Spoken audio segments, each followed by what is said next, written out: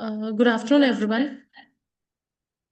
On behalf of Resource Center for Tobacco Control PGI Chandigarh and Vital Strategies, I, Jatana, warmly welcome all of our distinguished speakers, panelists, government representatives, academic leaders, NGO partners, and participants for today's online 1986. consultation Section Act on 1986 multi-stakeholder engagement for principal advancing tobacco control in India. environmental We are legislation delighted to have all of us with Environmental you Protection with Act us for this 1986 important national principle level मतलब dialogue. So before important beginning with the environment से formal related legislation है consultation, there are India few में instructions was for the enacted after participants. Bhopal gas tragedy So of I request 1984 everyone to kindly ताकि take मतलब note on the comprehensive following. Akansha, तरीके से एक please legal At please least framework close your है 60% mic. of attendance for is mandatory environmental to receive the protection and I certificate think for the Akansha environment consultation. Basim. को protect Certificates करने के will लिए be pollution issued within control करने 7 के लिए days to क्या ना those Jatina, meeting the please stop. criteria and will be sent to your registered email IDs. Uh, Please I keep think yourself mute yes, unless there is invited to some. speak. Kindly ensure your Zoom name is written correctly as it appears exactly the same on your certificate. A feedback form will be shared at the end of the webinar. Your responses are valuable, so do fill that feedback form. Do follow us on our social media platforms to stay updated about our future webinars or trainings and programs. Thank you for your cooperation. So, beginning with the formal welcome address, it is my privilege to begin today's event by inviting Professor Sonu Goel, Director, RCTC, and Professor at the Department of Community Medicine and School of Public Health. Over to you, sir. We are honored to have you with us. Yes, thank you, Jatina. First of all, my warm greetings to all the uh, facilitators and resource persons and the mentors of tobacco control who are present here. I can see Dr. P.C. Gupta sir, Dr. Madan Gopal, Professor Yogesh Pratap, and many other here. I can see Dr. L. Swasticharan. I was there, Dr. L. Swasticharan. Thank you for being part of this very important webinar. So I think everybody will agree with me that that one thing which is really important, especially for it happens for all the programs, but especially for tobacco control, is the multi-stakeholder participation, which is very important, especially in tobacco control, because tobacco is governed by many ministries in one way or the other. And also, it is not just the health aspect or health issue, it is the overall broader social issue, which is much more than any other disease which is there. So that is why that this multi-stakeholder participation is really important. And the Department of Health and Family Welfare at Government of India is really doing uh, very good aspects in tobacco control over years, right? But over a period of time, we have seen various other ministries are chipping in, and they were there before, but now they are actively participating. I have seen Ministry of Education playing a very key role. Recently, there has been some progress on tobacco taxation. I have seen just today some development, but that we'll know after it will come. But we have seen that there has been a lot of buzz in other departments in tobacco control. So the purpose of this webinar is how to synchronize all the departments, what are the various role of these departments, and how we can actively make every department participate in galvanizing tobacco control in the country. So without taking much of the time, I personally want to hear from all the experts who are here about what they think about multi-stakeholder participation, and can we make some sort of roadmap for how we can further galvanize multi-stakeholder participation in tobacco control in the country. So that is all for this time, and over to Jatina. Thank you so much, Professor Goel, for setting up the tone for the foundation and direction for today's consultation. Now, moving ahead, we now invite Dr. Amit Yadav, Deputy Director, Vital Strategies, to deliver his opening remarks for the event. Over to you, sir. Yeah, thanks, Jatina. Thank you, Dr. Sonu Goel, for setting the tone for this important consultation. And we are very pleased to partner with RCTC and PGI for organizing this consultation on multi-stakeholder engagement.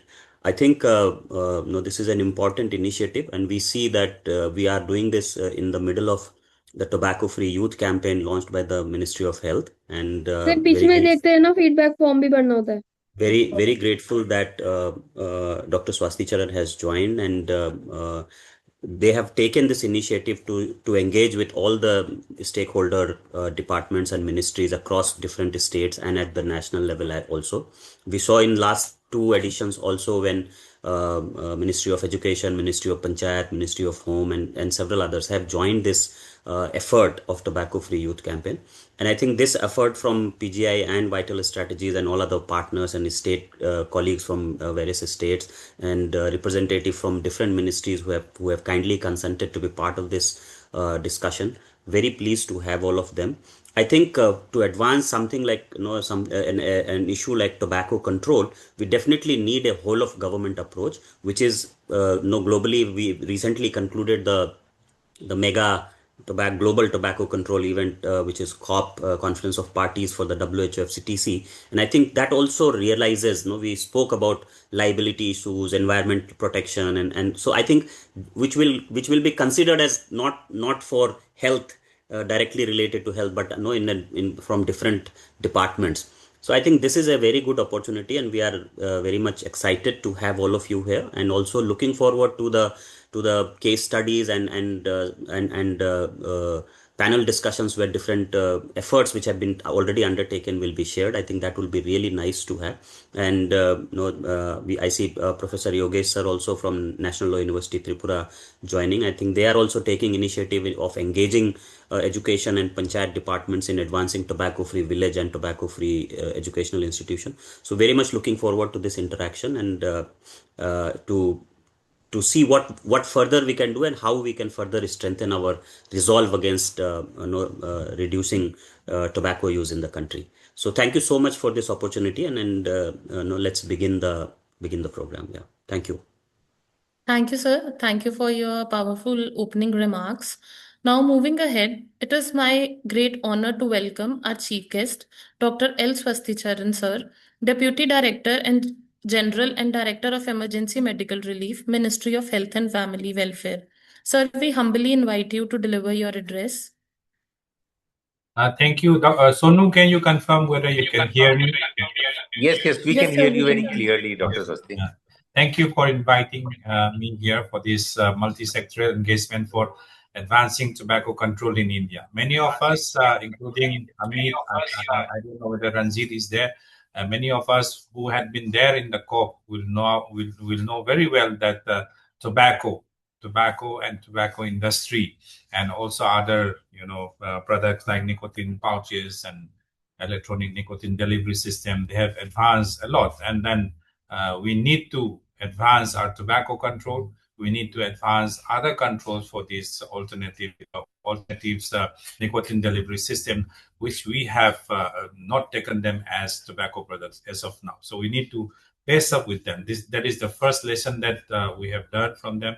The industry is innovating itself in many ways, and tobacco control, simple tobacco control, has always been multi-sectoral. We know whatever we have written in the operational guidelines, whatever we have in the training modules, who involves many of the partners. So that engagement is already there.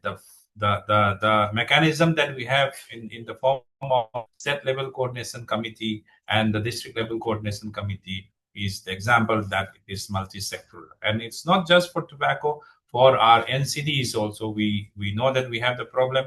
We in the health ministry are the people who are suffering and taking care of those people who are suffering from NCDs. But the risk factors and those many factors which are causing the risk factors to happen does not lie within the ambit of health ministry alone. So we can do advocacy, we can do a lot of things, but real action needs to be taken elsewhere. That's why we have the multi-sectoral action plan for the NCD as well. So now we need to, engage among ourselves little advanced manner. So I would urge this workshop, the online consultation, they leverage on this word advancing tobacco control in India. It should not be it should not be just tobacco control. So advancing tobacco control in such a way that we are keeping pace and outpacing the pace of the tobacco industry.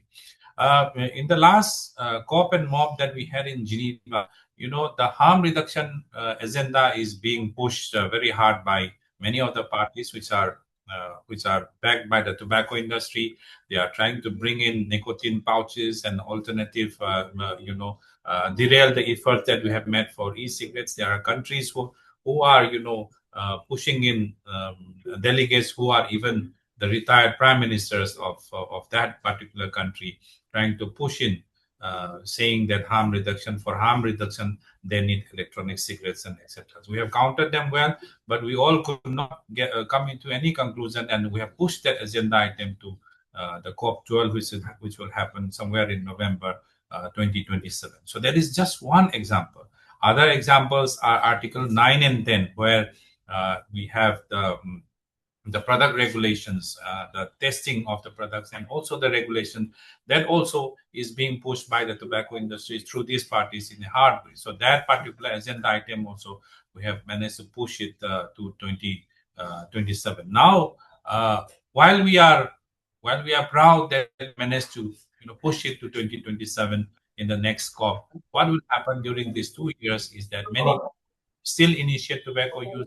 Many people will still fall into the trap of the harm reduction strategy being, proposed by the tobacco industry, and many of them will have NCDs, and many of them will continue to drive the head of the epidemic for tobacco-related diseases. So this is a very serious matter. Every delay is disease, every delay is death, and every delay is a delay in the progress of development of our country. So that is why what I would request all of us here, I know we are all many people here, some of you working, Dr. Madan Gopal sir is working in the NHM component in the Ayushman Aroga Mandirs, etc. So we should start activities there. We have got many lawyers here from the law schools. Also, we have to teach the law schools on the public health law as well. Start fighting for us. It will be good for us. We have got regulators from tobacco testing experts and regulators, advice on regulators from NIMHANS and other labs. I suppose you have called all the other labs also. So they will also pitch in where their efforts are, where their strength is, and then try to do this together. So once again, Sonu, thank you for inviting me, and I hope at the end of this workshop, we'll have something which is little different from the normal online national consultation that we used to have for tobacco control. And in every sense, it is advancing tobacco control, targeting the advances of the tobacco industry, as well as protecting ourselves from Article 5.3, which is always a paramount importance for all of us at all points of time. So with this, I thank you once again for inviting me. Thank you, Sonu, and over to you. Thank you, sir. Thank you for your inspiring message. So moving ahead, now we have introductory remark from Dr. P.C. Gupta, sir, Director, Helios Sekaria Institute of Public Health. We are honored to hear from you, sir. Over to you, sir. Thank you. Thank you very much, Jatina. Congratulations to Sonu and the whole team for organizing this webinar on an important topic of multi-stakeholder engagement. As I think in the introductory lecture, Sonu and others have already said, for us, those who are already in health and public health, it is basically a health issue. We are in here because it is a health issue.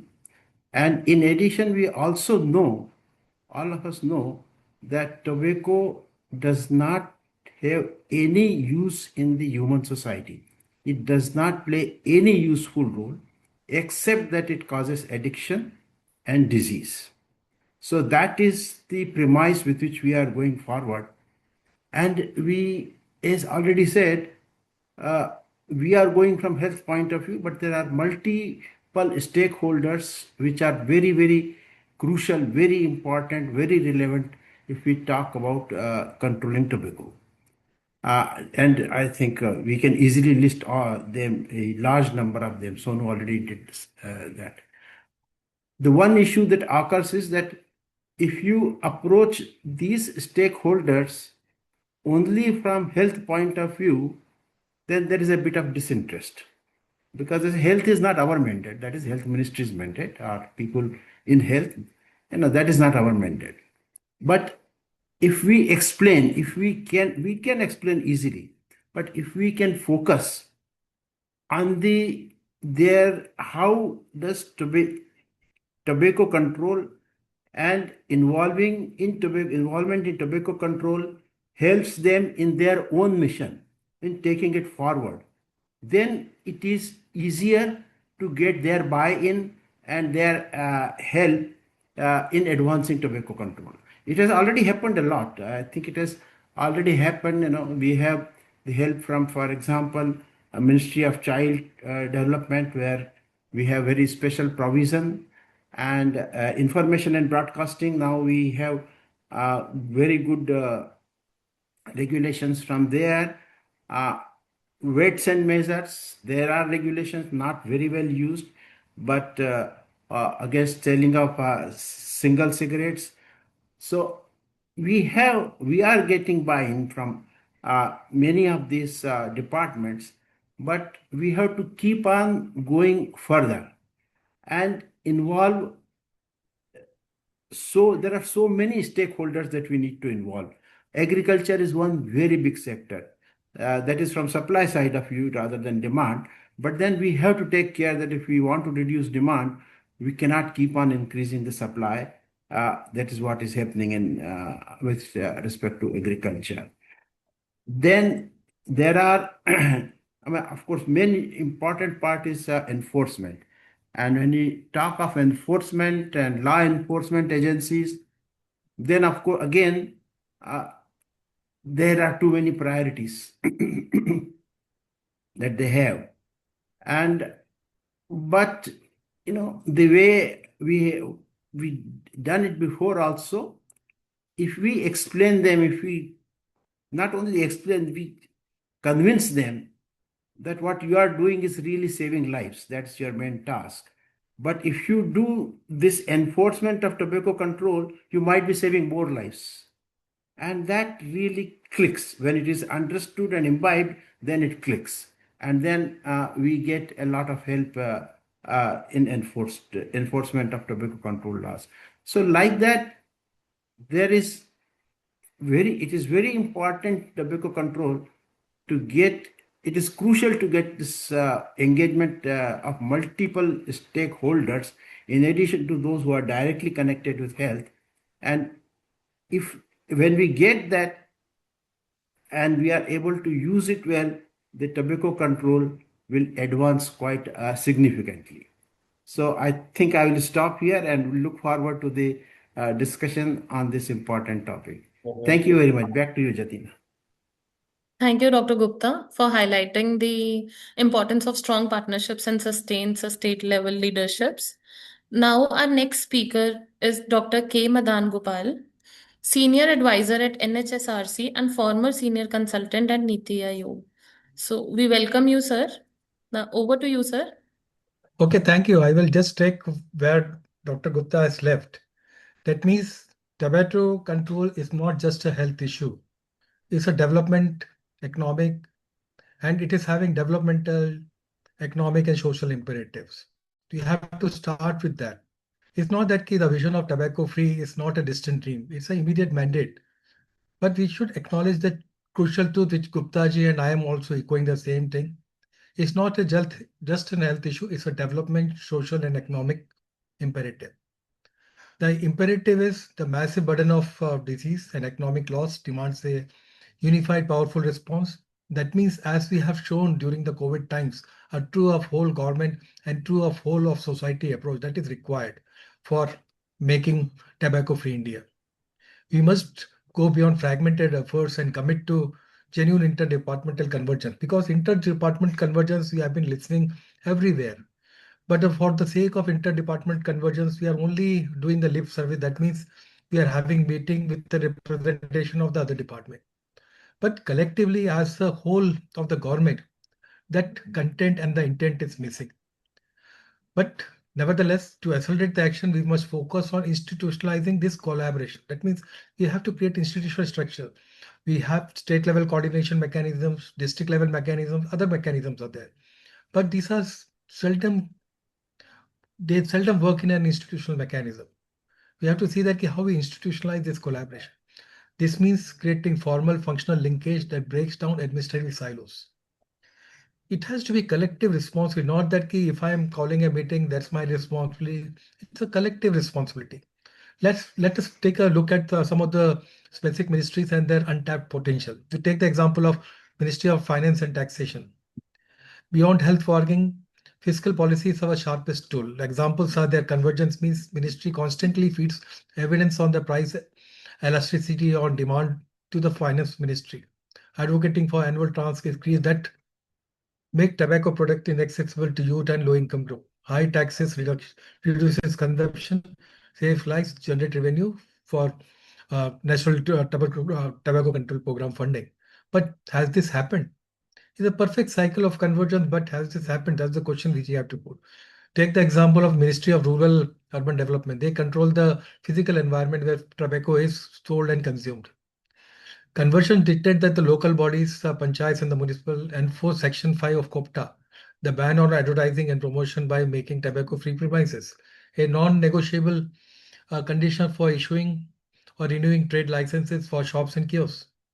The administrative lever is pulled down by urban department, but the health outcome is delivered, which has been echoed by Dr. Gupta also. But a larger dialogue is required between health and the urban development department to reinforce that if you enforce this thing, then you will have a good health outcome, which has been echoed earlier also. We must stop asking department to do so and start asking them to do their existing job better by integrating a public health lens. That means instead of asking them to do this thing or do more, you say that do whatever you are doing, but with a public health lens. Where departmental convergence, if you talk about imperative and protecting tribal health, where the department convergence becomes absolutely life-saving is addressing the health equity aspect, particularly for our vulnerable population, that is the tribals. These communities often bear a disproportionate burden of traditional and smokeless tobacco use. For tribals, our strategy should require an integrated action. That means supply side convergence, that is agriculture and tribal affairs, is required. We cannot address the tobacco use without addressing the tobacco farming. This requires Ministry of Agriculture and Tribal Affairs to collaborate on alternative livelihood programs. For example, you see that in the regions dependent on tobacco, joint programs must offer comprehensive packages for high value substitute crops or skill development backed by subsidized inputs and guaranteed market linkages. Unless we are able to do that, so there would be always been an argument that they would be having loss of livelihood and everything. This intervention stabilizes the farmer's income while reducing the supply chain of this. Apart from that, we should focus on the demand side convergence, that is the health and the social justice department. The health ministry can provide the expertise, but the social ministry, the social justice and empowerment, and the tribal affairs provides the community trust and the network. That means this is the thing which is currently missing. We must move beyond the simple health camps. We must dedicate culturally sensitive cessation counseling integrated into the existing ASHA and Anganwadi worker network, who are already trusted community figures. Their reach ensures that treatment is accessible, right, and where it is needed the greatest. Finally, we must focus on scalable models to protect the next generation. The future of tobacco-free hinges on youth engagement. Our model for youth protection must combine three forces: regulation, prevention, and advocacy. Regulation means strict enforcement of Section 6A and Section 6B, sale to minor and near educational institution by police and local administration. Prevention, utilizing massive footprint of Ministry of Education to drive the tobacco-free school movement. Because if you look at the studies and other things, the induction into the tobacco as early as 6 to 8 years of that's the period. That's why we have to start a tobacco-free movement. Advocacy with the Youth Affairs, Department of Youth Affairs, and we must utilize the National Service Scheme and the Nehru Yuvak Kendra Sangathan volunteers to act as tobacco control ambassadors. A national convergence framework would see NSS volunteers regularly conducting school boundary inspections, organizing peer education sessions, and reporting violation to the local health officers. This decentralized enforcement can make the youth a part of this solution. To conclude, to close my thing, the path is very clear. We need systems, not just campaigns. The successful implementation of the National Tobacco Control Program relies on our ability to build these bridges. We see that all the stakeholders, from health to education, from minors to local bodies, commit to formally institutionalizing this collaborative pathways. Right now, you are having all the things. Campaign is launched from one place. We have to do away with the campaign board. Now we have to create institutional structure to take this collaborative pathways forward. So let us commit together today to shared ownership, joint monitoring, coordinated action, thereby transforming the vision of tobacco-free India into a reality. Thank you once again. Thank you, Jatina, and this. Thank you. Thank you so much, sir. So thank you for your enlightening words. Now moving ahead, we now invite Mr. Ram Singh, Deputy Director, Department of Department of School Education and Literacy. He represents Ministry of Education. So over to you, sir. Jatina, maybe because of limited participant capacity, he's not able to join. We are receiving some messages. Okay. Maybe we have kept 100, so we can move to panel by the time Rajiv sir is looking after how we can increase the participant limit. Okay. Okay. Yeah. Thank you, Dr. Chandrabli. So moving ahead, we have panel discussion on experiences from state coalitions. So this panel discussion will be moderated by Dr. Chandrabli Madan, Technical Specialist, Network and Communication Vital Strategies. And over to you, ma'am. So yes, we can start with panel, but again, Upendra Bhujani sir is also not able to join because of the. Do we have kept like 100 participant capacity only for this webinar? He's also messaging like he's not able to join because of it is written like maximum limit has reached. Just give us a moment. We Yes, are yes, figuring please. this out. Just give us a moment. Yeah, sure. Thank you so much.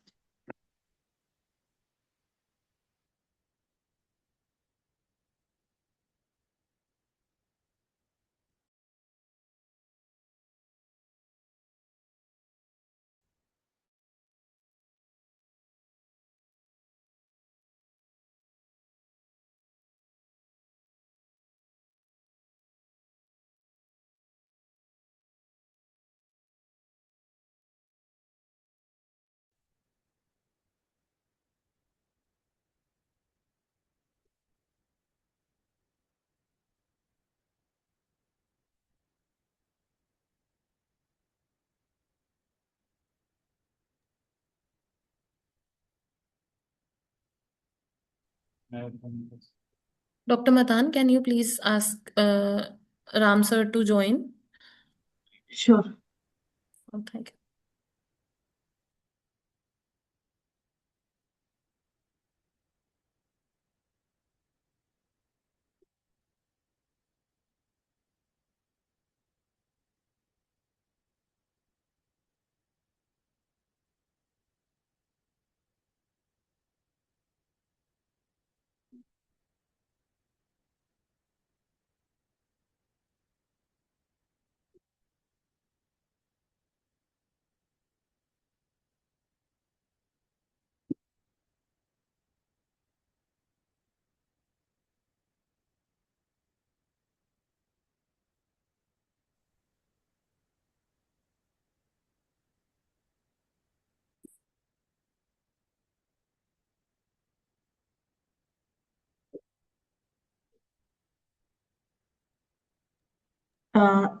Ram Singh sir has joined. He has joined from my link, so his name is appearing with. I just rename it.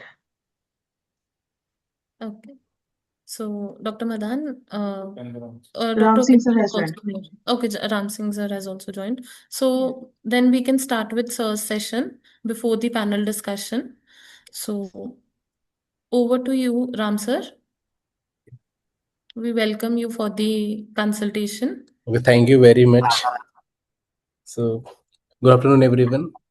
I sincerely thank to the Department of Community Medicine and School of Public Health, PGI MER Chandigarh, for inviting me in this very informative and critical session, which is need of the hour because the kind of tobacco uses are spreading in our schools.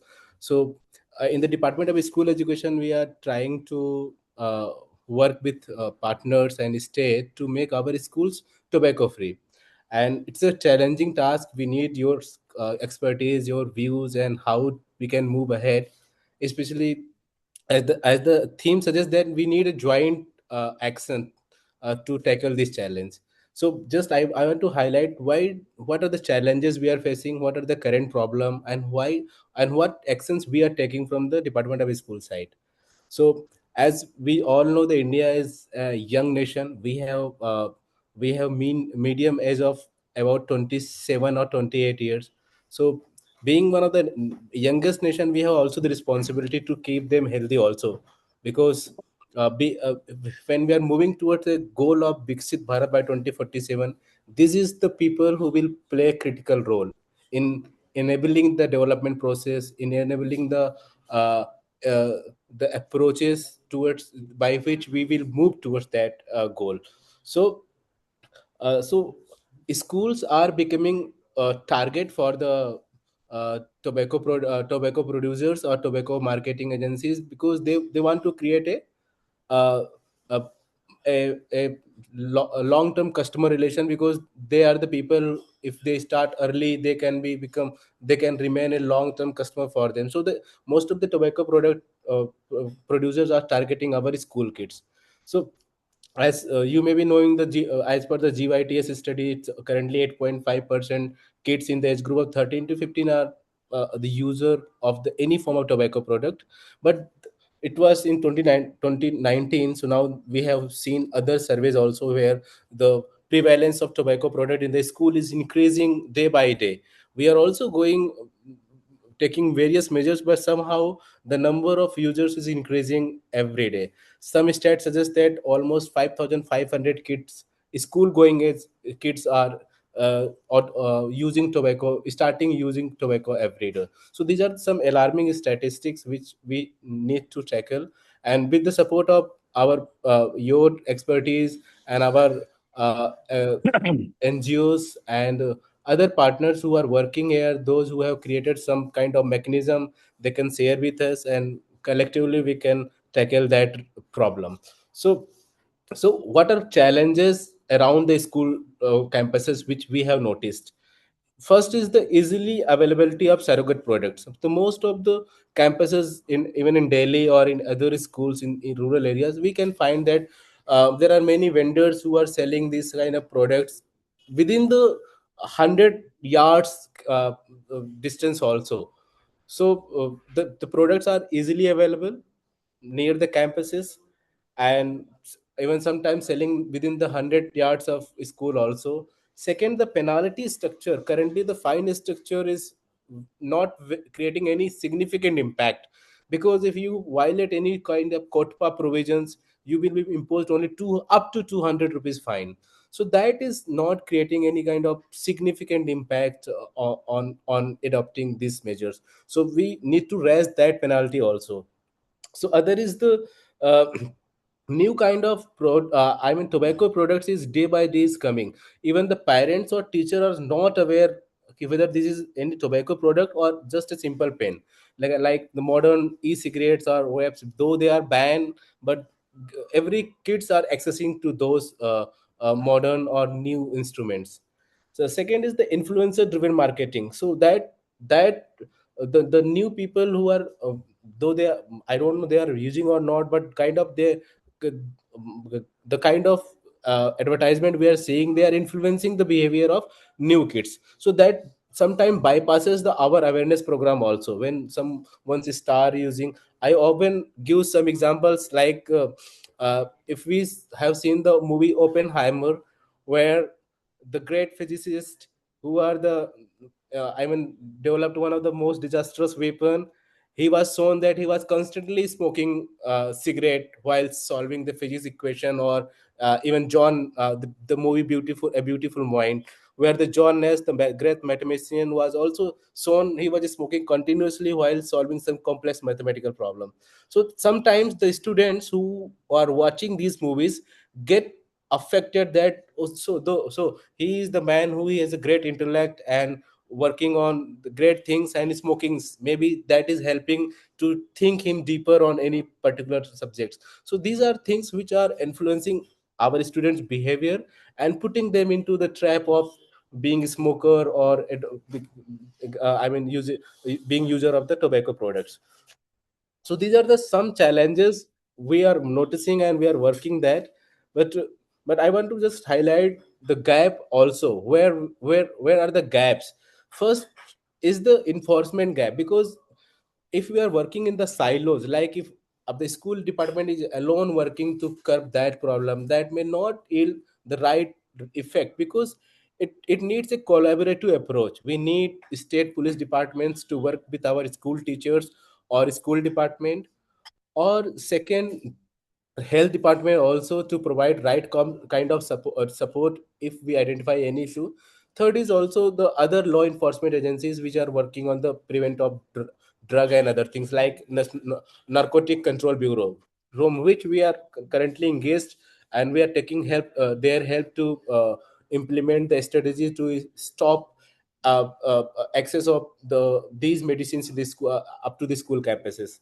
So these are, I mean, the lack of coordination is one of the main reason. Lack of the awareness also at the ground level is also somehow the nullifying our efforts. So given these, I would just want to highlight the last 1 year's efforts which we are putting in to stop this the uses of tobacco in the schools. So first, when the health department launched this toffee guidelines, we also customize it as per our need as a manual, so that the school teacher may not need to read all the toffee guidelines, how to go on that. We prepared a manual for the school teachers, how to adopt that manual and how to make schools tobacco free, to build their capacity in adopting the guidelines. Second, we had written state police of departments and health secretaries also, that we need a collaborative approach. So each police DGP should nominate a state level and district level police officers who will be the nodal point from the department, police department, and will work to the our school department, so that there is joint collaboration possible. So that sometimes what happened when teachers complain that I found that someone is selling any product near my school, we raised complaint to the police, but they were not listening. So to eliminate that, we requested all the DGPs that you should nominate a district nodal officer at SP level, or at least deputy SP level, so that our teachers can directly coordinate with them, so that effective measures can be taken against those who found violating any norms. So second was the police department. Third, we also wrote that to the health ministry and higher education, because currently we cannot work in the silos, so they are also our student. So one joint letter was written by from the school department side, higher education and health, that especially for some section of the COTPA and TOEFL guidelines, that these are the provisions where we need coordination and a collaboration to make it effectively our campuses, whether it's school or colleges, tobacco free. Third, after that, we launched a series of events, like we hold a 1 month national drive at all the state level. Where the secretary wrote all the state secretaries, the chief secretaries, that during this 1 month we have to make a national call, that for the tobacco, for the drug, and every substance abuse, we have to take uh, uh, do some mission mode work for 1 month, and we have to take as per the provisions laid down in the COTPA and other acts, to make our campuses free. Third was that we had also hold a national school challenge, where we had given asked our states that you have to arrange some activities to generate awareness in society about the tobacco ill effect of the tobacco. And I just inform that more than 545 districts have participated. About we have received about 15,000 entries from the district, that these are the school which has organized many activities in supporting the tobacco free movement in India. And also, we are regularly orienting state and district officials to sensitize the teachers and the parent and community about the ill effect of tobacco, which is hampering our students. These are the few steps, but the larger objective is that we need a collaboration with law enforcement agency also. Only school or health or any other department alone cannot do substantively to prevent this menace. We need a collaboration, not only with state partners, also with the technical partners who are working here, who have greater expertise at field level, and also at through their research, global research, what kind of insight they have gained, mean that they can benefit us. And through that we will try to implement those suggestions at school level to make our school safe, to make our children safe. So with this, I'll just want to say that we are open to you and to your suggestions, to your feedbacks. How can we establish a collaborative approach with health, with the school, police department, with other law enforcement agencies to make our campuses, especially in school campuses, because even GYTS says the early initiation, I mean, the early age of initiating any tobacco is as low as 7 or 9 years. So if that is the issue, we need to tackle that too significantly, so that we can build a brighter future for our generations. With that, thanks a lot for inviting me, for having our perspective from social side, what we are doing to make our school campuses and India tobacco free. Thank you a lot. Thanks.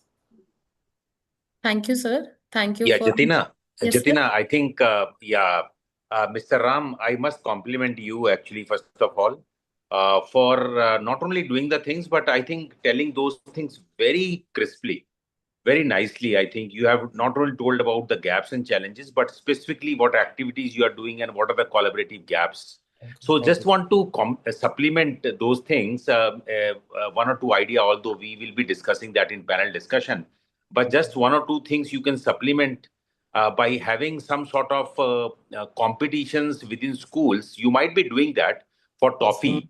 And maybe I think we can have a reward prize for some of the schools which are doing very well. And we can publish a book, or like what are the good practices which you have noticed in separate schools. So I think these are some things which we can do in addition to what you have been wonderfully doing. So just I want to just apprise you that recently we concluded our school challenge, where we have asked state that if the best, if you are doing any activity for creating awareness for the children, for the community, and for the parent, even for the teachers, we have about 15,000 entries where they have shown that these kind of activities we are doing. And we are I mean, constituting a district jury committee and state level and national level, and we are finalizing the best practices. And we have asked that we will reward the best school entries when we are going to organize a national award ceremony in Delhi next Yeah, maybe, January. Mr. Ram. Yeah. I think this is slightly separate because Okay. I was just thinking about like specifically on the toffee guidelines, and awareness is one part, but in toffee guidelines, what in toffee they are doing, and some additional thing with beyond toffee which they are doing. Okay, So sir. if we can document those things and award those things, and maybe some independent agency can like certify those things that really these are the things which they have been doing. So some sort of healthy competitions can be developed, and some independent agency can be hired, and they can evaluate the trophy guidelines. So I think that will be really wonderful. Okay, so just one remarks that currently we don't have any mechanism to monitor how many schools are basically implementing 9 activities as mandated by TOEFL. Yeah. So we have asked our technical team that you have to develop a web page for us based on the UDICE data, because UDICE is a data where we have all schools information. So currently, suppose that we have 14 lakhs for 14.7 lakh, 71 lakh schools. So we have asked them to develop a web page where all schools will be integrated, and you have to give 9 activities with some proof that suppose that a school teacher opened that web page and found that these are the 9 activities plus one more, we are adding one more like drug abuse. So he Yeah. or she has to get that I tick first done. He has to submit some proof like that for all the activities. Yeah. After that, we will do some evaluation. We can take help from the expertise also. Wonderful. Wonderful. Thank you. Wonderful. Thank you very Thank much. Thank you. So, Dr. Rakesh, sir wants to say something. I just have a brief comment to make about what Dr. Sonu is telling for developing the best practices. I think, Dr. Sonu, if you can share with him our 2 volumes of GRIP, I think that will be very useful for him to understand what you are saying. Yeah. Sure, sir. That's all I wish to say. Back to No, you, sure, Jatin. sure. I will share, Mr. Ram. I think I'll take the email of yours and I'll Sure. share the 2 compendium of best practices which have been developed by RCTC regarding tobacco control in the country. So what people are doing, what are the challenges, like similarly what you have said. Okay, Right? thank you, sir. We will be waiting for that, sir. Sure. Thank you, Dr. Rakesh, sir. Thank you, Ram sir. Thank you, Rakesh sir. Thank you, Professor Goel. So moving ahead, we have our first panel discussion where we have our 3 panelists, Dr. Upender Bhojani, Senior Fellow and Policy Expert, Faculty, IPH, Bengaluru, Mr. Prem Taneja, Chairman, Uttarakhand Tobacco Free Coalition, and Dr. P.C. Gupta, sir, Director, Helios Sakriya Institute. So this session will be moderated by Dr. Chandravali Madan. So over to you, Dr. Madan. So, thank you, Jatina. So can we like stop this PPT which is showing Ram? Yeah, sure. Okay. Or if you have their bios, then we can. Yeah.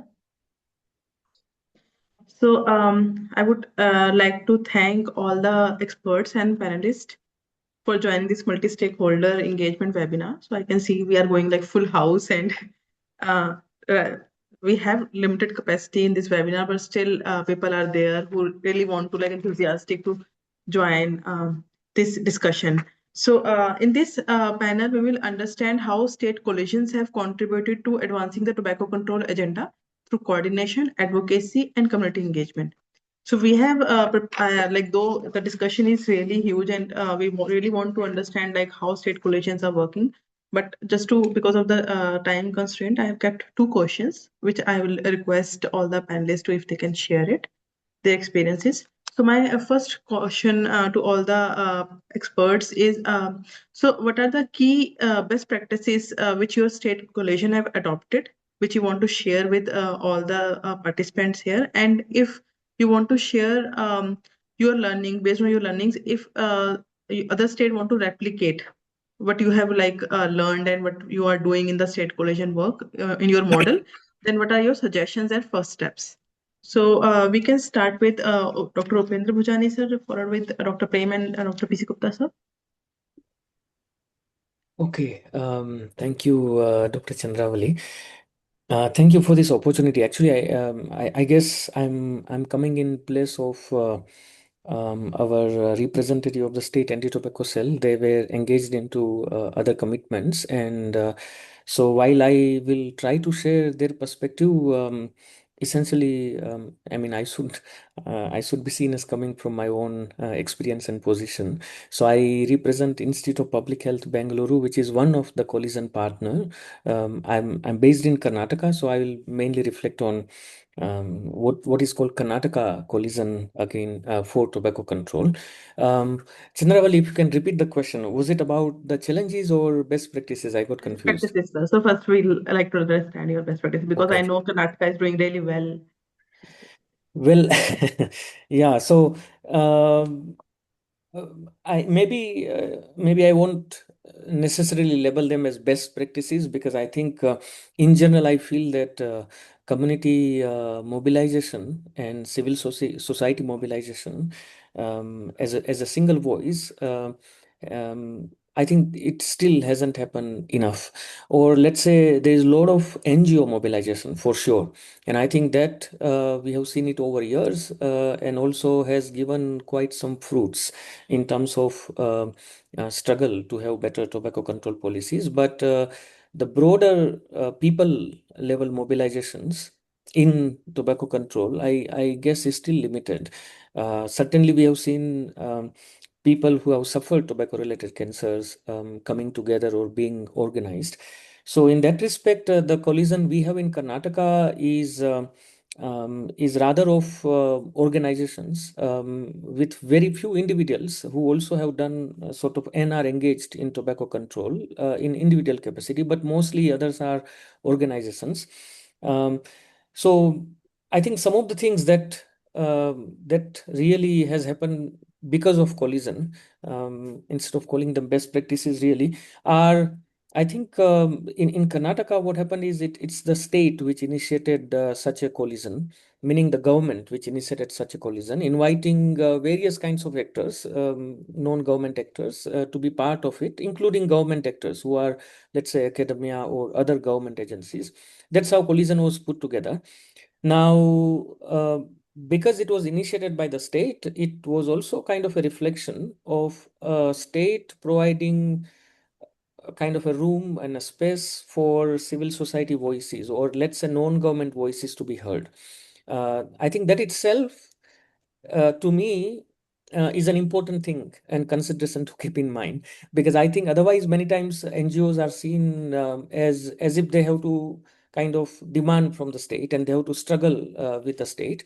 While here, because state convened such collision, the idea that as a non-government partners, you are welcome, you are invited, that your perspectives count, was given. So I think that's something is by design a kind of a feature of collision in Karnataka.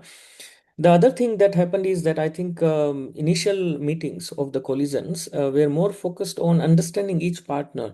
So I think if it was not for forming such a group or a forum or a collision, whatever you call it, it would not have been easy, I guess, for the state to figure out what kind of expertise exists. Because there were, in the collision, we are a range of players. You have quite rigorous research organizations who work on tobacco control. You have people who are entrepreneurial, who are kind of, you can call them policy entrepreneurs, because they really are glued into the high level policy making and influencing these actors. You have people who are more into training. You have people who work at grassroots. You have people who tap into different kind of constituencies, whether it is consumer rights organizations, environment related organizations, solid waste management organizations, etc. So I think and there are in fact members of the collision who are very good in terms of their media relations.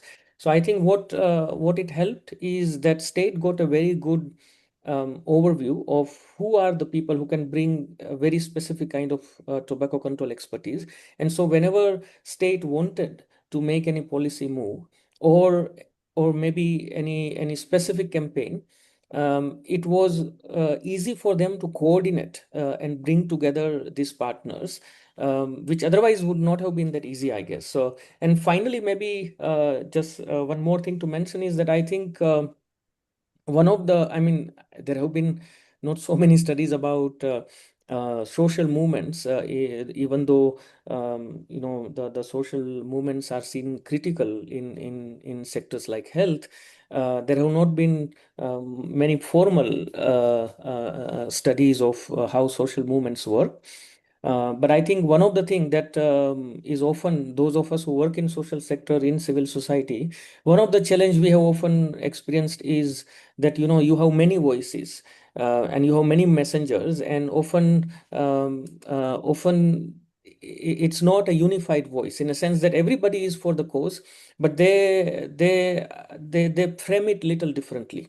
Yeah. And that doesn't help for any focused advocacy or any focused sort of campaign or policy initiative level support. In that sense, I think having a collision, what it did is that it allowed these various players who were otherwise not always individually connected to develop a unified voice. So even though they may have primary concerns which differ a little bit, but in general, when it came to working together, they were able to sort of have that unified voice with varied kind of messengers. So I think these are some of the things I feel can be attributed to having a coalition style of functioning. In terms of operationality, I think having a WhatsApp group and state actually convening regular meeting at least couple of times in a year, bringing together these players on specific occasions like World No Tobacco Day and things like that are more operational ways of sort of sustaining and nurturing the coalition. So I'll stop there. Thank you. Thank you so much, sir. So after learning how state has taken a lead on state coalition, so I would move to Prem Taneja, sir, where NGOs are taking lead and they are really active. I don't think they have missed a single monthly meeting in Uttarakhand. So I would like to understand your experiences, sir. Prem Taneja, sir. Yeah, good afternoon, everyone. Am I audible? Yes, sir. Thank you, Dr. Sonagoel, Director RCTC, Dr. Amit Yadavji, and Dr. Chandrali Madan, our moderator, and all senior panelists who are there, esteemed participants, for having me here for participating on this online national consultation on multi-stakeholder engagement. Basically, we are running a institution here named as UTFC, Uttarakhand Tobacco Free Coalition, which is we are working for 4 to 5 years. So for last 2 years, I am heading this organization. And our concept of working and methodology, I would like to explain here, is basically this Uttarakhand, you can understand this is hilly area, and this is very typical to maintain such subjects here itself. As per the GATS, 26.5% people are affected here as far as this subject is concerned, and serious matter is 19% is as per GYTS 2019 study.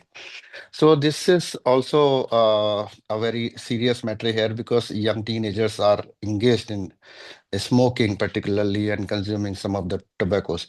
So what we thought in the past around 5 years back, our upstream organization is Balaji Seva Sansthan. So we are working with them. They are our senior partners and they are helping us. So you must be knowing about Balaji Seva Sansthan, and Avdesh Kumarji is the executive director. So it was his brainchild in 2021, and then we formed this coalition. And after the mapping of almost 6 months, then we thought that this is the silo system of the health department responsibility can be ruled out, and we can do something in this direction. As you can understand that this particular subject of National Health Mission Program.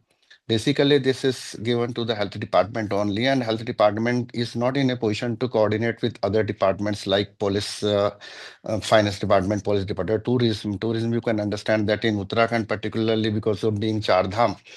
So Char Dham Yatra is already there. So about the best practices I would like to mention here is we formed this particular group with the consideration that we will be having different experienced and experts in this particular group. 60 plus members are there.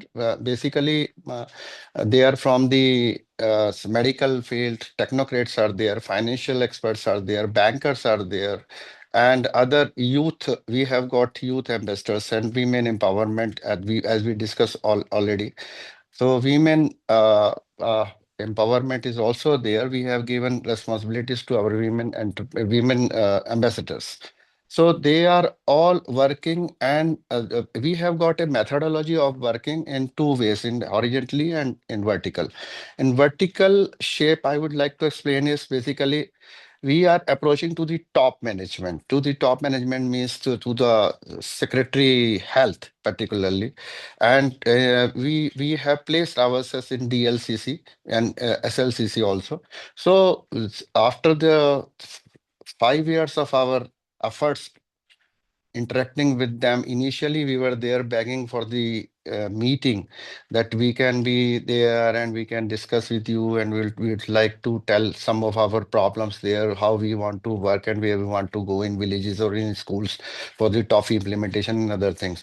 So now we have secured our position there. So accordingly, we are working in that direction.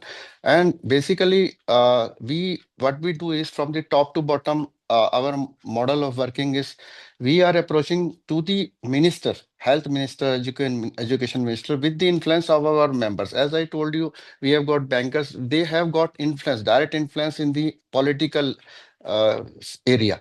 So they are always concerned about that, and they always say that, okay, let us go to the health minister, let us go to the urban development minister.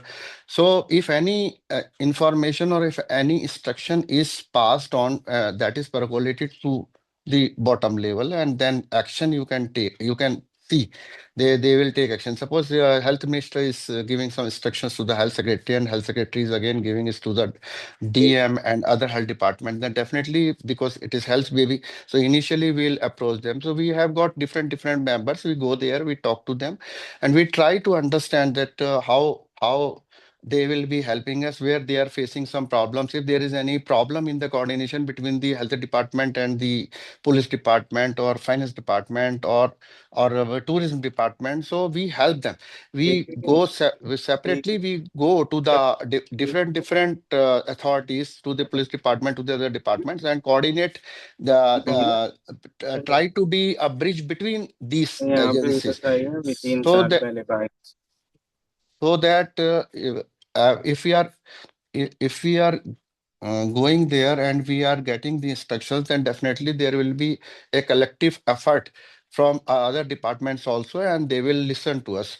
Like in Kumbh Mela, if in Kumbh Mela, if we are going some of the activities there, we have identified some 250 volunteers in last Kumbh Mela. You can understand that the pilgrimage will be there and the rush is there. So we identified some of the volunteers. We identified and got the instructions from the DM to the health department and to police department. So health department and police department is also they are also helping us in for the informers and for the health part, or for checking the people who are there, their passengers or tourists they are coming. So they will be checking on the their chowkis, and they will control all these things. So likewise, this is our working method. And so accordingly, in the Char Dham Yatra, what we are doing is we have approach to the for the CSR to the government departments like Punjab National Bank, UCO Bank, and other organizations. So we have uh, we have asked them to donate us in kind donations only, like signages we have asked. So we got 20,000 signages from the PNB and UCO Bank, and we have sent our teams to different areas in the hill areas, and there we have placed in Char Dham Yatra, we have placed all those hoardings and all those signages, and our volunteers are working there. They are coordinating with the local body, local shopkeepers and police department, health department, so that time to time we can cross check that also. If anybody is violating the rules, then they are being told that they will be fined. Okay, the fine is up to 200 only, but then again there is a message to the society that this particular cigarette smoking and consumption of tobacco is injurious to health, and they are not allowed, particularly on this religious yatra. And our faith institutions are also supporting us. So we are contacting them also time to time with the Ganga Sabha at Hardwar and Badrinath, Kedarnath, their Samiti are there, Pandit are there. So we are talking to them, and accordingly we are requesting them that they can display the signages nearby in the shops, in on the roads itself. In shops, actually, it is benefited for us because if we are putting there in shops, then definitely it will remain there for another 6 months or so, and it will have some impact on the community, that they have this limitation. They are not going to consume this particular cigarette and tobacco, gutka, and all other things. So we are working in this way. Like in for the toffee implementation, our best practice system is basically we have got some of the experts members, those who are associated with some of the schools in villages, also in city area. They go there, they talk to the principal. Prem So sir, please conclude, sir. We are running a okay, little.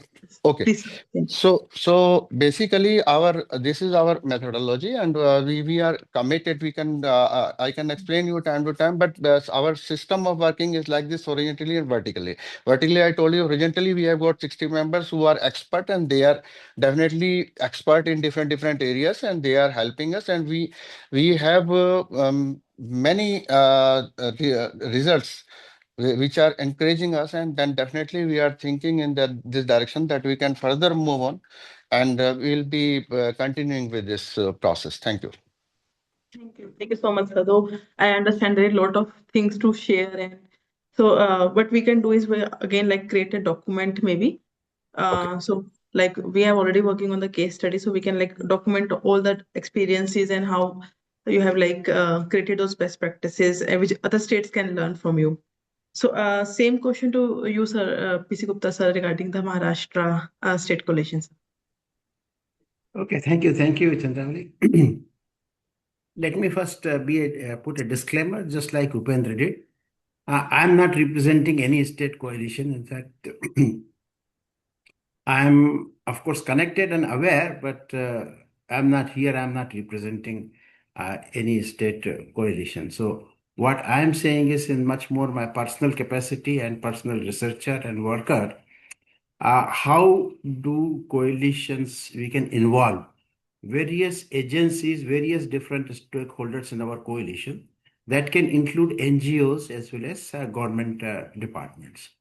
So I'm basically a researcher. So my first thought and my first task always is to arm oneself with accurate data, accurate evidence. For convincing. So, and it cannot be same kind of evidence for everybody. Everybody is not affected by the number of lung cancers or number of heart disease or that.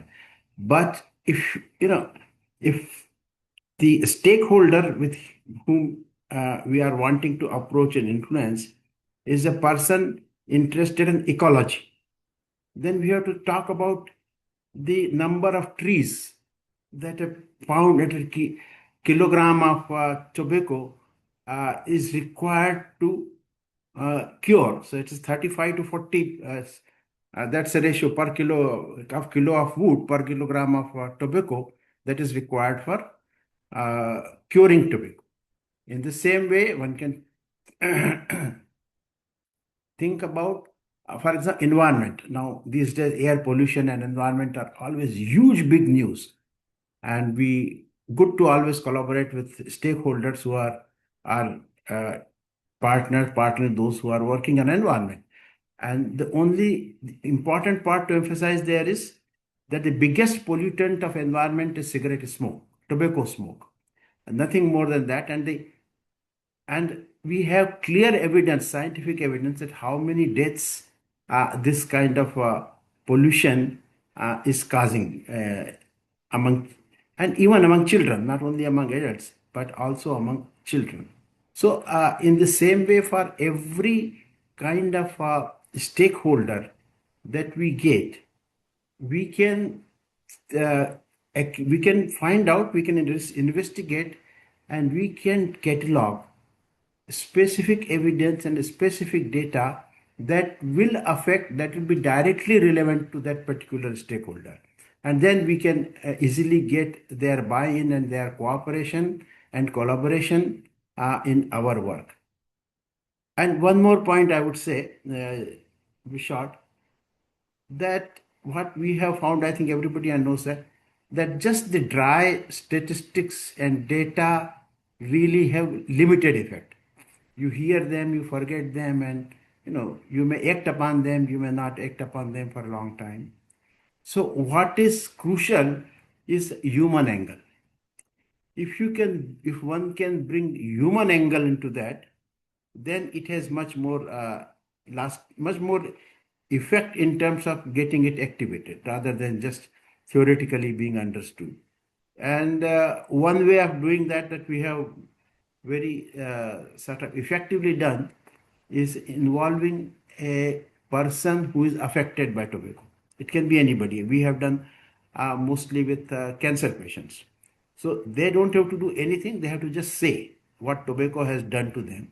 And then we, from the other side, rear side, we give the scientific evidence that what we, scientific evidence, and tell what we want the stakeholder to do. It could be simply help in no smoking in public places, or any such a particular policy that we want to strengthen. But that can have much more effect and much more lasting effect. And that's what we have found, even in terms of if we are dealing with policymakers, in terms of enhancing policies, or if dealing with enforcers, then enforcing policy. So there are different ways, there are many ways in which different kind of stakeholders can be recruited, can be helped, and can be involved in our work of tobacco control. So that is my take on getting different stakeholders and affecting them and bringing them on board. Thank you, Jitin. Thank you, Chandravali. Thank you so much, sir. So because of time constraint, I'm not asking my second question because we had to go to another panel. So this panel was really important, and we understood what is the outcome, what could be the possible outcome which we are hoping for the future of the tobacco control. We need different stakeholders, their expertise and partnerships. So thank you so much, sir, and Upendra sir, and Prem Taneja sir, for sharing your experiences. It was really learning for all of us. Thank you so much, sir. Over to you, Jatina. Thank you, Dr. Madan, for moderating the session, and thank you, PC sir, Prem sir, and Dr. Bhujani. So now moving ahead, we have our second panel,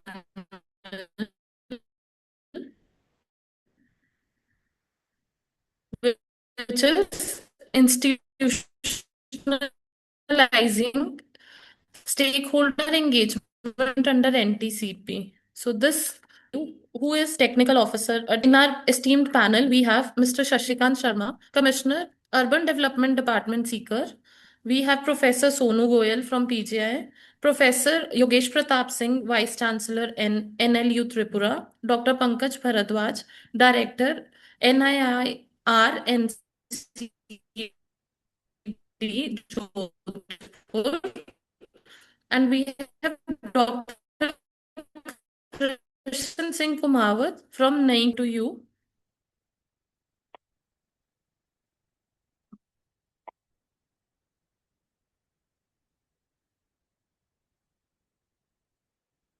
मेरी आवाज नहीं गई क्या? Yeah, Jatina, thank you. You were not audible for a while, but I can hear you now. So thank you so much. I welcome all the esteemed panelists to this important discussion. We all know achieving a tobacco-free generation or moving towards the end game cannot be accomplished by the health sector alone. Whether we talk about NTCP or COTPA, the involvement of multiple departments is crucial for meaningful and sustained progress. So with this, I would like to begin the discussion by inviting Mr. Shashikant Sharma, who is Municipal Commissioner, Seeker Municipal Council. Sir, I would like to ask you, how can Urban Development Department or municipality facilitate the implementation and monitoring of tobacco vendor licensing within municipalities, and what role can municipalities play in advancing tobacco control at the ULB level? Over to you, sir. Okay, thank you. Good afternoon to everybody, respected members. I am Shashikant Sharma, Municipal Commissioner, Seeker. I would like to tell you that our city is one of the major city which is growing in the field of education. It is a major hub center of coachings. Approximately 2 lakh, more than 2 lakh students from different states study here. They take coaching of NEET and IIT. So really it's our moral responsibility to keep them away from drugs, especially from tobaccos. So as a guardian, our institution protect them. So as I would like to tell you that for this, in 2023, our municipality framed bylaws regarding sale of tobacco products. So there was a huge protest in our municipality, but ultimately we have enforced all these bylaws. So in our city, there are two major roads, Navalgarh Road and Peprali Road. And it's we have fully declared, fully prohibited these two 8-kilometer road for the sale and purpose of tobacco products under the tobacco of license rules. So really, the particular area that is Navalgarh and Peprali Road, these areas tobacco free zones. So what we have done, I would like to tell you. So regarding this urban development, we are also belong to urban development. So urban development really can significantly facilitate the implementation of monitoring tobacco vendor licensing within municipalities. Here I would like to tell you some ways, just mapping and database creation, streamlined application process, regular inspections and enforcement, and community engagement and integration with the urban campaigns. So really, we have issued 366 license in our municipal area, and we have established a particular enforcement dasta squad, so which regularly monitor and enforce this TVL policy. And beside this, we have a tobacco monitoring cell. I would like to tell you that definitely Sikar municipality is the first municipality in India which has a tobacco control cell, and which is its first of kind in the country. And this cell serves as a dedicated coordination and monitoring unit for implementation of tobacco control laws and policies, including COTPA and TPC activities and the tobacco vendor licensing policy. It brings together key stakeholders such as police, education department, and civil society organizations to ensure coordinated approach. And this cell focuses on policy implementation, enforcement drives, awareness campaign, capacity building and data monitoring, ensuring and tobacco control monitoring, ensuring that tobacco control activities are not fragmented but systematically planned and executed. So really we have a particular dedicated cell, and with this cell, and we have a particular enforcement squad. So by this we have achieved a lot of results here. And beside this, we have also geotag. Most of 70% soaps have been geotags in our municipal council. And particular coaching area, Navalgarh or Peprali, that are completely prohibited area for the sale and purchase of tobacco. This is the our one of the achievement. And we have a joint task force of different departments, just like police department, medical, and education. We jointly work together and have a meeting once a month. So our coordinated and integrated efforts have a positive results in our city. And we have also IEC. Generally in our municipality, we have too many schemes and too many programs, just like Swachh Bharat Mission. So we also took this campaign parallelly with Swachh Bharat Mission. So we are doing so many activities in Swachh Bharat Mission, but simultaneously we are also creating awareness. What is TVL? What is tobacco products awareness especially among minors. So we have approach in our wherever we have programs, different programs in a park, in any sabha bhavan, in a seminar, or in where we have so many programs. We have also particular campaign of our IEC of TVL or our this such type of activities. So really we have to, or beside this, we have a particular budget provision for this tobacco free activities. This is the first municipality in our Rajasthan which has a particular specific budget provision for IC and other type of documentation and awareness. So and now we are growing. Such our activities are growing day by day. So we will also grow our budget allocations. So here I would like also tell you some of the data which show the result of our activities. There are 37% reduction in total tobacco vendors, decreasing from 94 at baseline to 1024 to now 59 at ending. 94 to 59, 30% reductions, and 100% vendors were permanent structures at end line, including completing elimination of temporary and mobile vendors. Now we do not issue license to temporary or mobile vendors. We issue only who have a permanent kiosk, retail shops, or wholesalers. Besides this, as I have tell you before, vendors near educational institutions reduced 91%, 23 vendors to now just 2 vendors. So this is amazing progress here, and we have warning signages compliance is increased sevenfold, rising from 8.5% to 59.3% of vendor displaying no sale to minors notices. So this is also amazing. On tobacco advertisement outside shows fell by 29% with a decline from 9.6% to 68%. This is also reality. And no indoor advertisement or promotional displays observed in both rounds, showing sustained compliance. And product display compliance improved with the visibility reducing from 39.4% to 35.6%. And displays within reach of minors dropped sharply from 89% to just 14.3% and 84% reductions. So really, holistically and with the integrated approach, we have done a lot of, and still we think we have done not too much. We require more, because till we will not reduce these tobacco giants from here and completely tobacco free city our seeker, we think that our efforts are not adequate.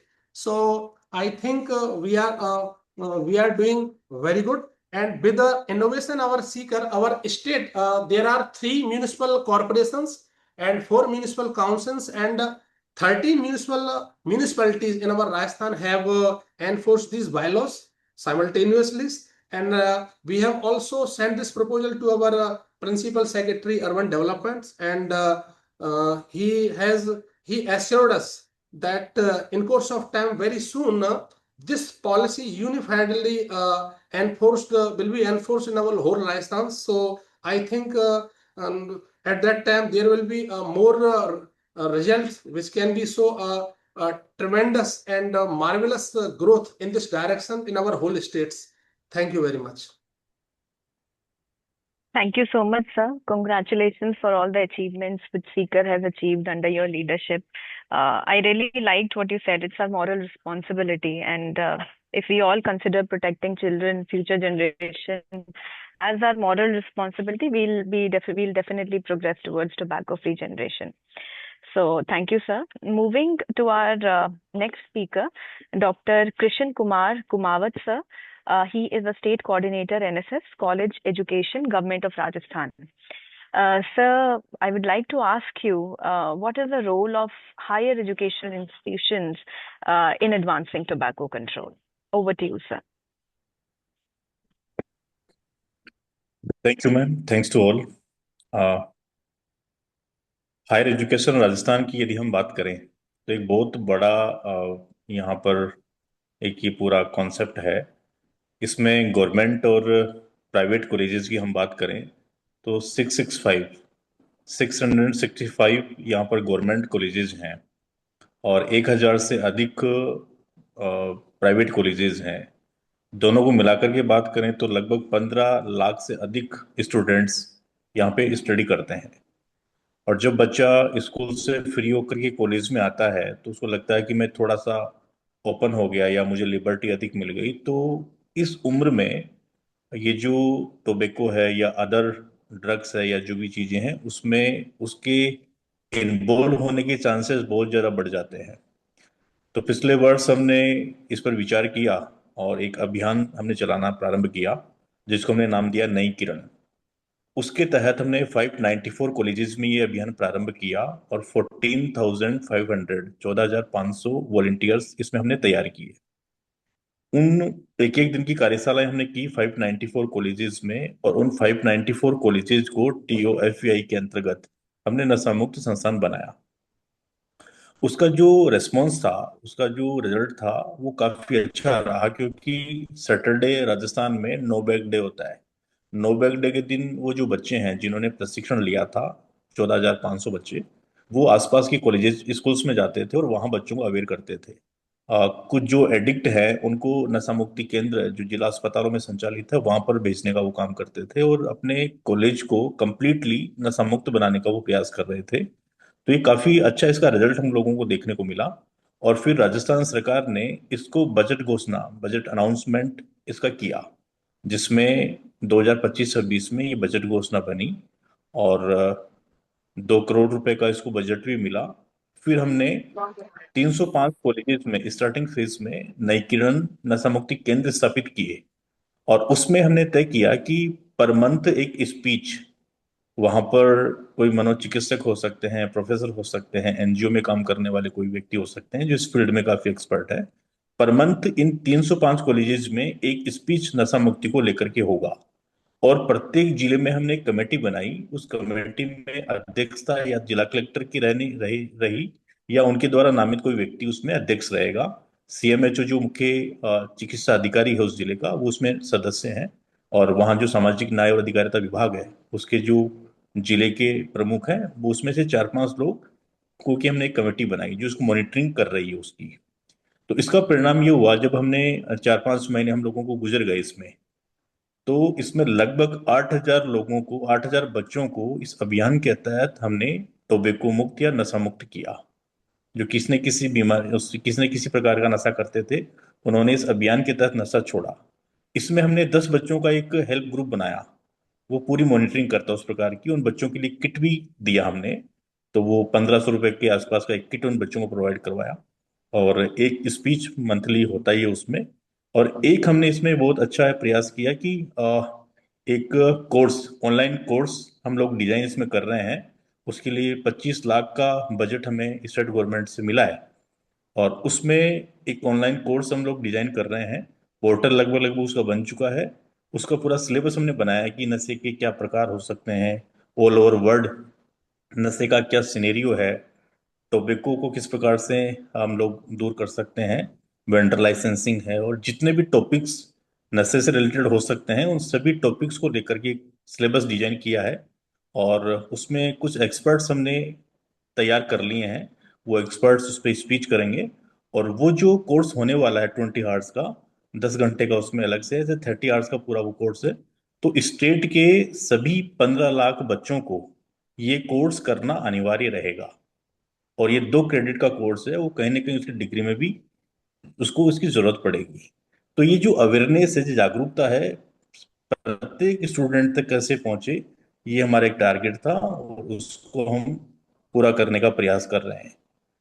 तो इसमें काफी सारी चीजें हैं। एक हमारा main जो segment है, इसमें राष्ट्रीय सेवा योजना क्या करती है, एक गांव को अडॉप्ट करती है। हमारे स्टेट में लगभग 2,189, यानी आप ऐसा मान के चलें कि मोटा मोटा 2,000 यूनिट्स हमारी NSS की है। एक यूनिट में 100 बच्चे होते हैं वॉलेंटियर्स। तो ऐसा करके लगभग 2 लाख वॉलेंटियर्स NSS के हमारे पूरे स्टेट में हैं। हमने आने वाले समय में ये तय किया है कि अलग से एक वॉलेंटियर कम से कम 10 बच्चों को नशा मुक्त करें या 10 बच्चों तक अपनी अप्रोच बनाएं। तो ऐसा करके 20 लाख या 10 परिवारों से वो अटैच हो, ऐसे करके 20 लाख परिवारों तक पहुंचने का हमारा इसमें लक्ष्य है। और NSS, जैसा कि मैंने बताया, कि एक गांव को, एक मोहल्ले को या एक कॉलोनी को गोद लेता है और उसकी पूरी जिम्मेदारी रहती है कि उसको हम नशा मुक्त करें। तो उसमें जो हमारे गांव हैं उन गांवों को हम नशा मुक्त गांव बनाएं। इस पर हमारा पूरा फोकस चल रहा है और बहुत सारे गांव हम लोगों ने नशा मुक्त बनाने की दिशा में हम काफी आगे भी बढ़ चुके हैं। और हमारा एक 7 डेज कैंप होता है। इसमें कैंप में एक दिन केवल नशा मुक्ति को लेकर के कार्यक्रम होंगे, ऐसे में हमने आदेश निकाले हैं। तो हायर एजुकेशन को लेकर के नशा मुक्त इस विषय को लेकर के हायर एजुकेशन में काफी सारे हम लोग प्रयास कर रहे हैं। और ये सच में बड़ा महत्वपूर्ण है कि उच्च शिक्षा का जो विद्यार्थी है, बच्चा है, वो यदि नशा मुक्त रहता है और समाज में इस प्रकार के विषयों को लेकर के जाता है तो हम इस दिशा में काफी आगे बढ़ पाएंगे। Thank you so much ma'am.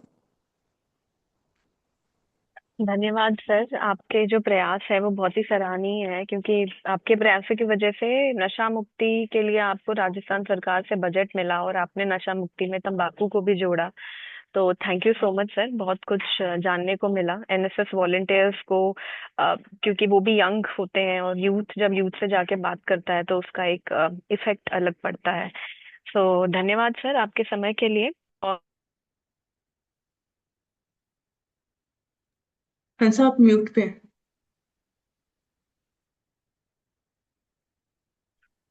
So we'll be moving to the next panelist, Dr. Pankaj Bharadwaj, who is Director NIR NCD Jodhpur. Sir, the question for you is, how can national research findings be translated into actionable policies for state and local authorities under NTCP? Over to you, sir. I think the answer lies in the question itself, because it's a multi-sectoral this entire meeting where we just have heard about the earlier two, Dr. Sharma and Dr. Singh, about how a model is working in Seeker and how by engaging NSS they are bringing this change. But as I'm representing ICMR and a research organization, now the question arises, what role can agencies like us or academic institutions should play? But as you very rightly said that when it comes to tobacco control, it is not just the academic research. We need to ensure that there's evidence or findings they should change into or translate into some actionable policies for state and local authorities. Now, I'll tell you that what usually is being done by institution like us or the other institutions, that we create these through research. For example, through different research, we provide data on tobacco use patterns, health impacts, and effective interventions. Now, when I'm saying translation, I need to make it very clear here that the agencies, with the help of partners, and who those partners are. For example, we just have heard about the Commissioner Sahab from Sirohi. Now we'll take that data from Sirohi and we would try to see what exactly Sirohi is doing differently, because NTCP is in the entire state, NTCP is there in the entire country. So what actually is working in a context, which is a local context of Seeker? So when the Seeker commissioner said about that in spite of having a lot of youths, lot of coaching centers, what exactly is working in Seeker? So that is something where, the kind of a question arises that, yes, let us take this question as a policy question or implementation part that we need to check. Then based on that, for example, I'll tell you that recently, we had this discussion that what exactly is the way forward if suppose there are taxations or regulations changes in the case of BD research. Our center in AIMS Jodhpur, we worked for few years on BD research, and we tried to find out that if suppose we raise the taxes or we raise the regulations or we raise them together, what is the kind of a change which we are going to see. I still remember in one of the workshop when Dr. Gupta raised this question, do we have enough studies on the behavioral changes? Because when it comes to, kind of a tobacco control, a successful tobacco control, do we have enough enough studies on behavioral sciences? So I think this question very rightly, can only cover when we say that we have these multi-sector partners right from the beginning when the research question is being framed, not just an academic exercise. And I'll take one more example, and that is, for example, this point of sale advertising. So the entire thing will move from academic to the translation is that, first of all, research needs to show that youth are influenced by point of sale advertising. Then comes the policy, whether this finding or research has reached to the policymakers where they are actually devising a ban on tobacco advertising of points of sale. Now, the next would be what state is taking. Based on that ban, are these local municipal corporations are enforcing enough removal of posters and banners near shops? And the last would be outcome, which Seeker has just shown, that is there a kind of a reduced visibility of tobacco products, and what exactly would that research which has started from an organization has resulted into an outcome, which is an important part. So as you said, that from research to translation into a fruitful, meaningful outcome. So that is an important part. That's the very famous example, or a very successful example, which we have also been the witness, all of us were, when we had a national research finding of pictorial health warnings. And these pictorial health warnings, a kind of a very interesting study, that how much of the pictorial health warning should have a kind of a percentage of coverage on these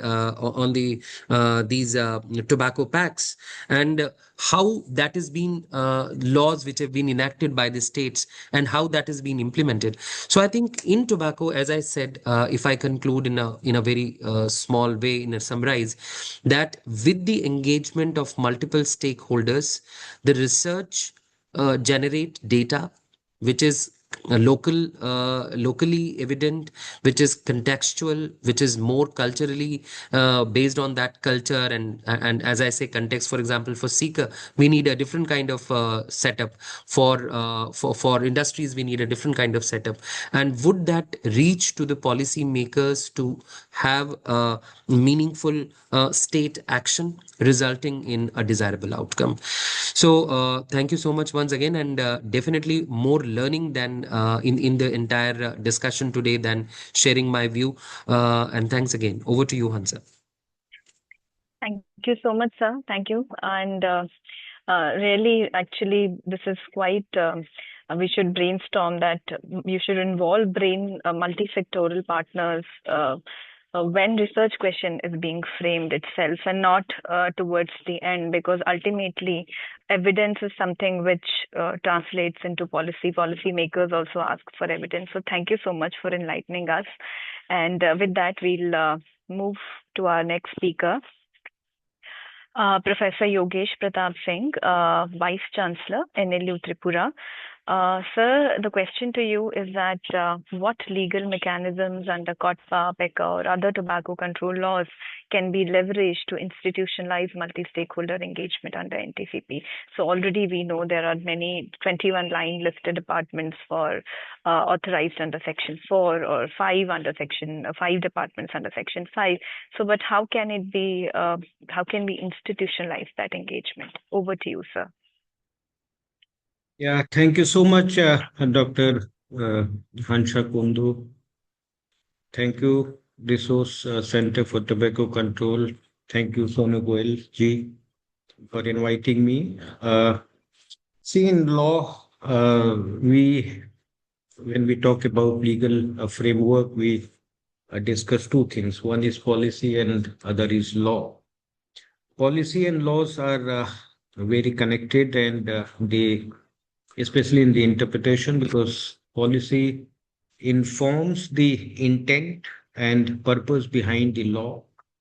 It guides how law will be applied, whether it is COTPA 2003 or PECA 2019, which provide the legally enforceable rules, which are further drafted under COTPA and PECA.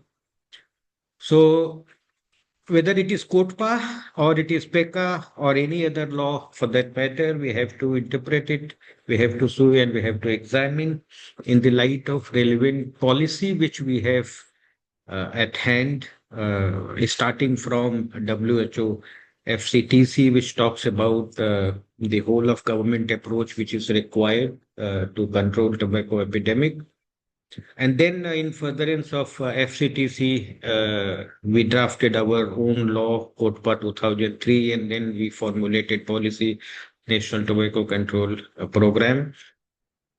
So, in fact, taking into account the magnitude of the problem, if you see the FCTC mandate, the whole of government approach, and the if we see the progress after 2012, the WHO FCTC Secretariat is already working with various other agencies. So this shows that we have to take on board other departments, other like UNDP is there to collaborate and to help countries to establish tobacco control and sustainable development priorities. And tobacco control policy provisions, I think everybody is now aware that WHO FCTC have been found positively interact with at least 67 of the SDG targets. So WHO is already working with various other agencies like Food and Agriculture Organization, UNDP, International Labour Organization, United Nations Office on Drug and Crime.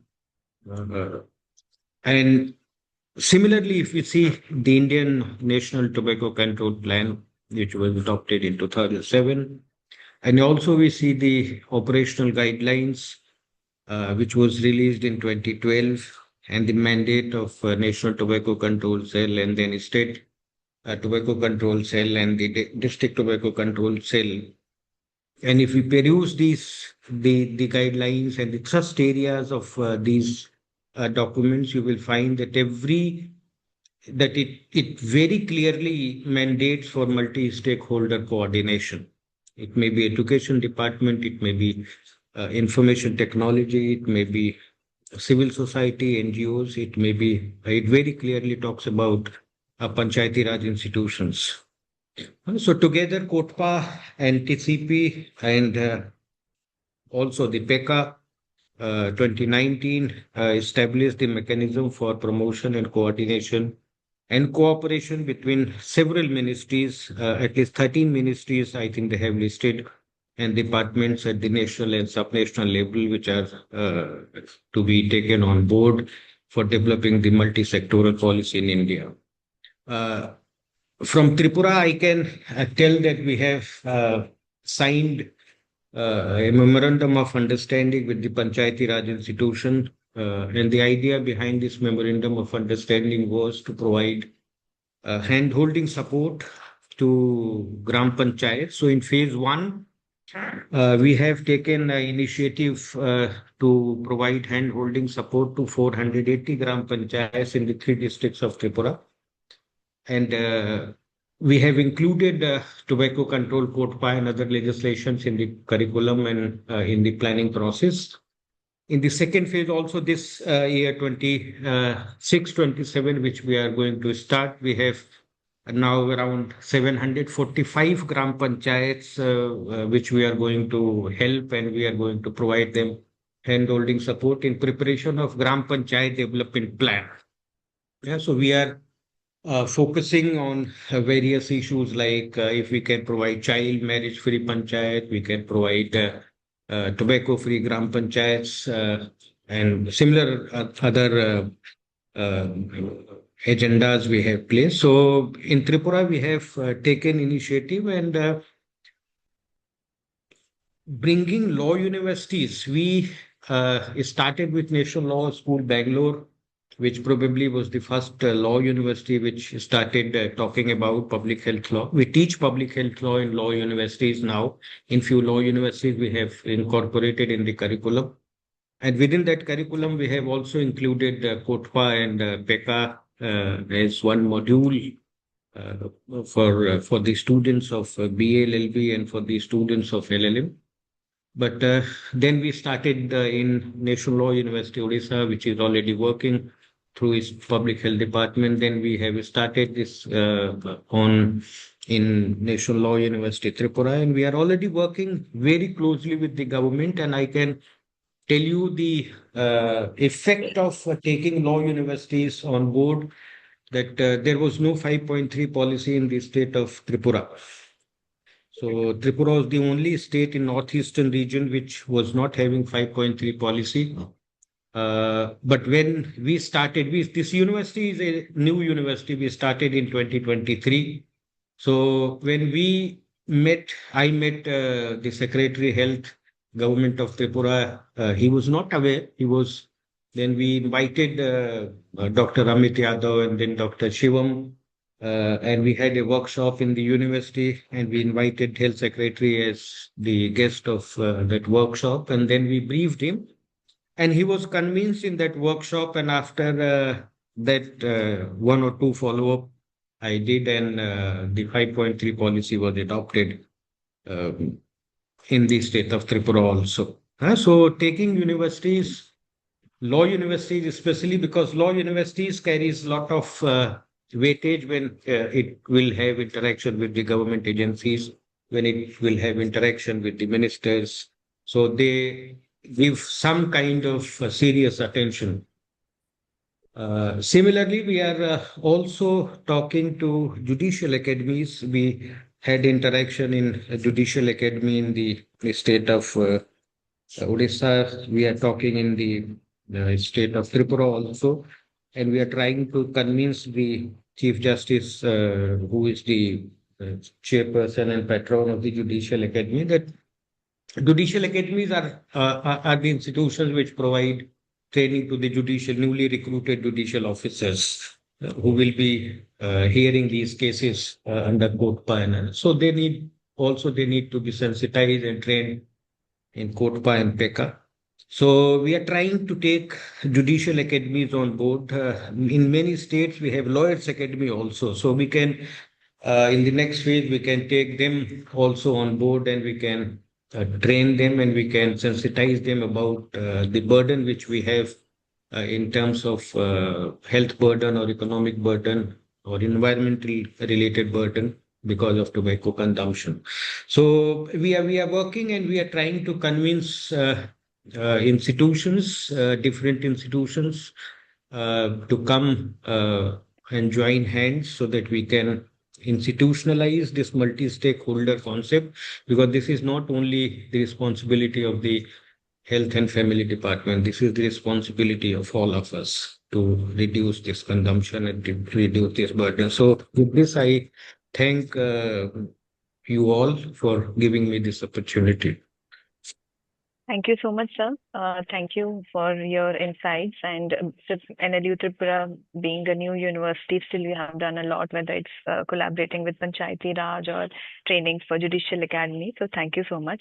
With this, we'll move to our last panelist, whom everyone knows, Dr. Sonu, sir. So, sir, how can resource center like yours support institutionalized training and sustain stakeholder involvement across states? Although you are doing through these kind of webinars, but would like to know more. Thank you. Over to you. Yeah, first of all, Hansa, thank you very much. And I will take the question a little bit more broader, not only in terms of training, but how Resource Center is helping in intersectoral coordination, right, as a broader thing. So I'll just answer that. So first of all, like this webinar is a collaborative effort between Vital Strategies and Resource Center. So similar type of collaborative activities we are conducting across countries, be it conferences, be it workshops. So we are collaborating with the various people, organizers in getting some tobacco control sessions in place across country. So in last, I think 2 years of this project, if we say so, around 35 such activities have been done, some online and some offline, in terms of physical workshops or conferences. So this is number one collaborative activity which we are doing. Number two is like we have built a consortium of medical colleges and AIMS. So Dr. Pankaj, my colleague, was part of that consortium when he was in Jodhpur before being director of the ICMR Institute at Jodhpur. So we have a coalition of directors and principals of AIMS and medical college respectively, and they have made a team of people, a coordination committee in their institute. So and those medical colleges who want to be part of that consortium, they approach us and we get a letter from their principals that yes, they want to be, but they want to steer this, and we tell them the mechanism, and then they form this coordination committee, and all those activities we are guiding them throughout. So we make them plan of 1 month, 3 months, 6 months, and 1 year. This is number two. Number three is the resource center is publishing a tobacco-free times. Like this session, which we are holding, this webinar. So that session will be part of a special issue of tobacco-free time on intersectoral coordination. So this here we are making the, I think we are taking the perspective of all people, and we are making a guest editor from an expert guest editor from some external person who is expert in that particular area. So in that way, we are taking the help of that, and we are doing sort of multi-sectoral collaborations in that sort. The fourth is we are conducting courses, 3 months and 6 months program on basic course on tobacco control and 6 months on advanced course on tobacco control. And we have almost like 60 plus facilitators who are teaching that course. So that was a intersectoral effort which we are doing. And they not only are from health department, but they are from multiple departments and institutes.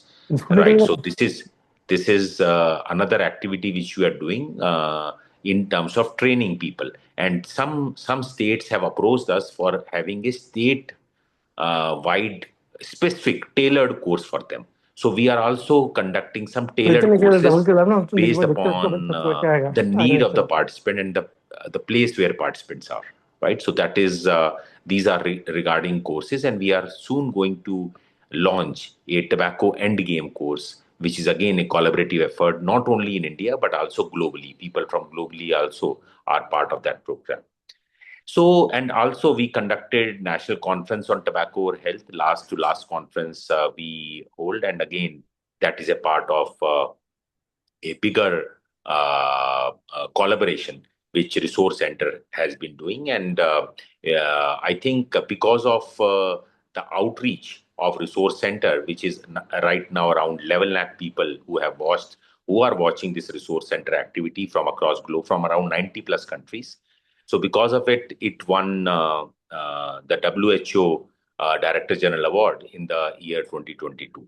So I think these are some of the activities which we are doing, and there might be some activity which I might have missed, but I urge all those participants who are here, the facilitators who are here, they can suggest us that what any other intersectoral effort which our resource center can do to promote health and to eliminate tobacco from the society. Over to you, Hans. Thank you so much, sir. From these kind of webinars, consortium of medical colleges, then conferences, publishing articles, courses. Yeah, I think, thank you. Hansa, you have told about this publishing one. That is another one which might interest our audience. That we have a research mentorship program which we have launched. I think we had conducted 3 such programs where the people who want to do research, they send us the concept note, and we collaborate those people with those people who are expert in statistics or expert in writing. So they jointly make teams and they write research papers. And I'm happy to inform you that our just recently concluded research consortium, which was started in 2022, we had 100% publication rate, because out of 36, 33, I was told today that 33 are published, and 3 are in different, 3 are in phases of publication. So maybe they will also be published soon. So I think this is another thing, collaborative efforts. Thank you, Hansa, for, I think, adding it. Yes, sir. Yes, sir. Thank you so much, sir. And over to you, Jatina. It was a very enlightening panel discussion, and I'm really feel blessed to be moderating this panel discussion. Over to you, Jatina. Thank you. Thank you, Dr. Hansa.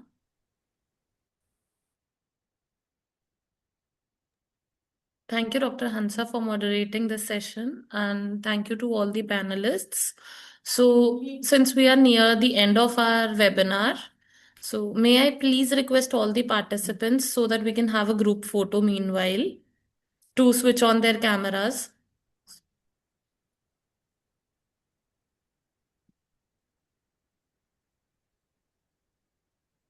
So team once done, please let us know.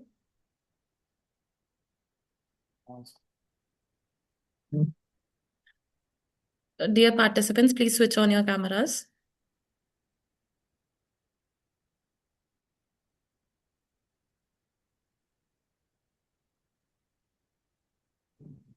I said about 60% I have.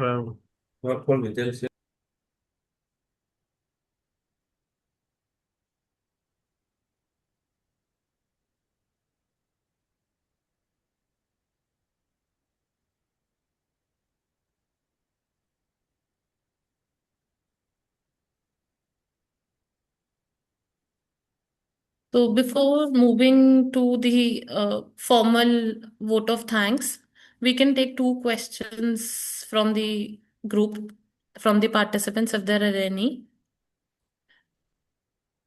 Or even some suggestions for advancing that intersectoral collaboration, which we discussed today.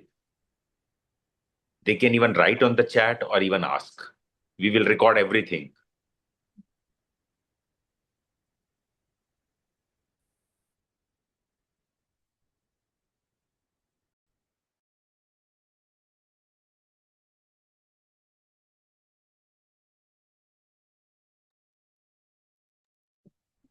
Good afternoon, sir. Good afternoon.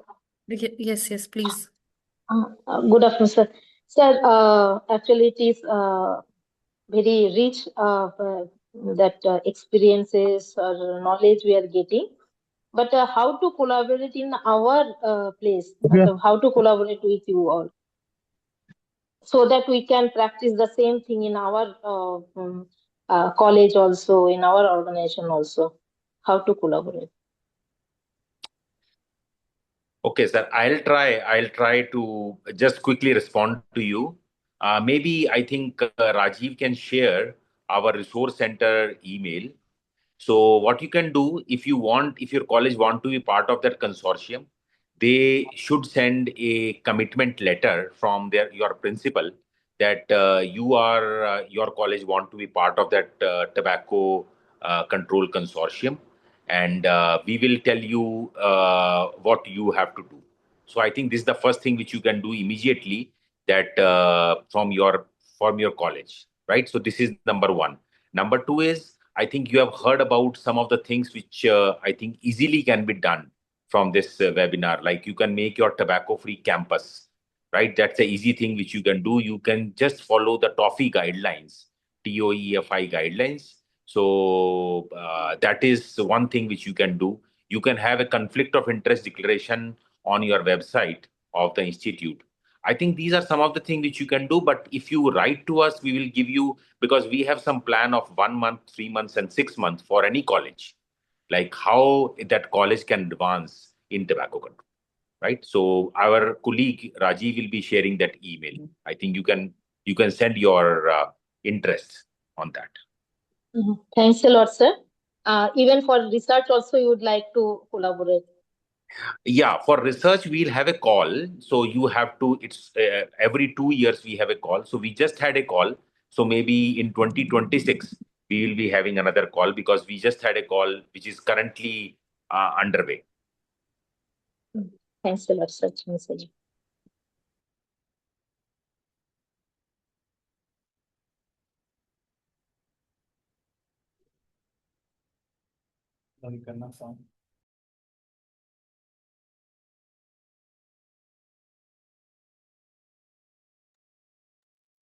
So if there are So no any other other questions, I think questions, Rajiv. you can just unmute yourself and ask your questions. We will take one more question.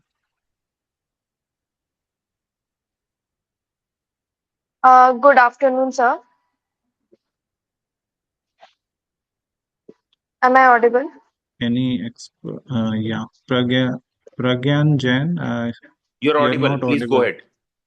Yes, sir. Sir, as we know, India is the second largest producer of tobacco. We are producing 750 million tons of tobacco every year.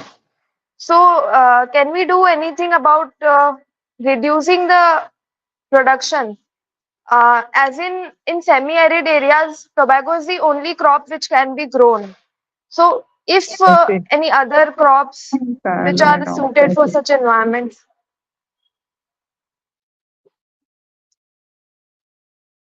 am I audible? Yeah, you are audible, Pragyan. Thank you. Any experts So want to that's my respond to question. this? I think Amit, if Amit is there, he can answer. Amit or Shivam can answer that. Otherwise, I think. Yeah, thank you. Thank you. Thank you, Yes. Dr. Sonu. I think I'm seeing Dr. Bujani and he's from Karnataka. Maybe I would request him to respond. It's a good question. Amit, can you quickly repeat the last part? I couldn't get it well. She's suggesting that India is the second largest producer. More than 750 million tons of tobacco is produced. What can we do to reduce the production? What are we doing, or what can we do to reduce production of tobacco?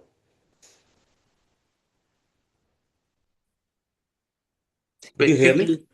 Specifically, she has asked that, like in semi-arid areas where we don't So, have many crops besides tobacco, so can we think of any other alternative crop in semi-arid areas?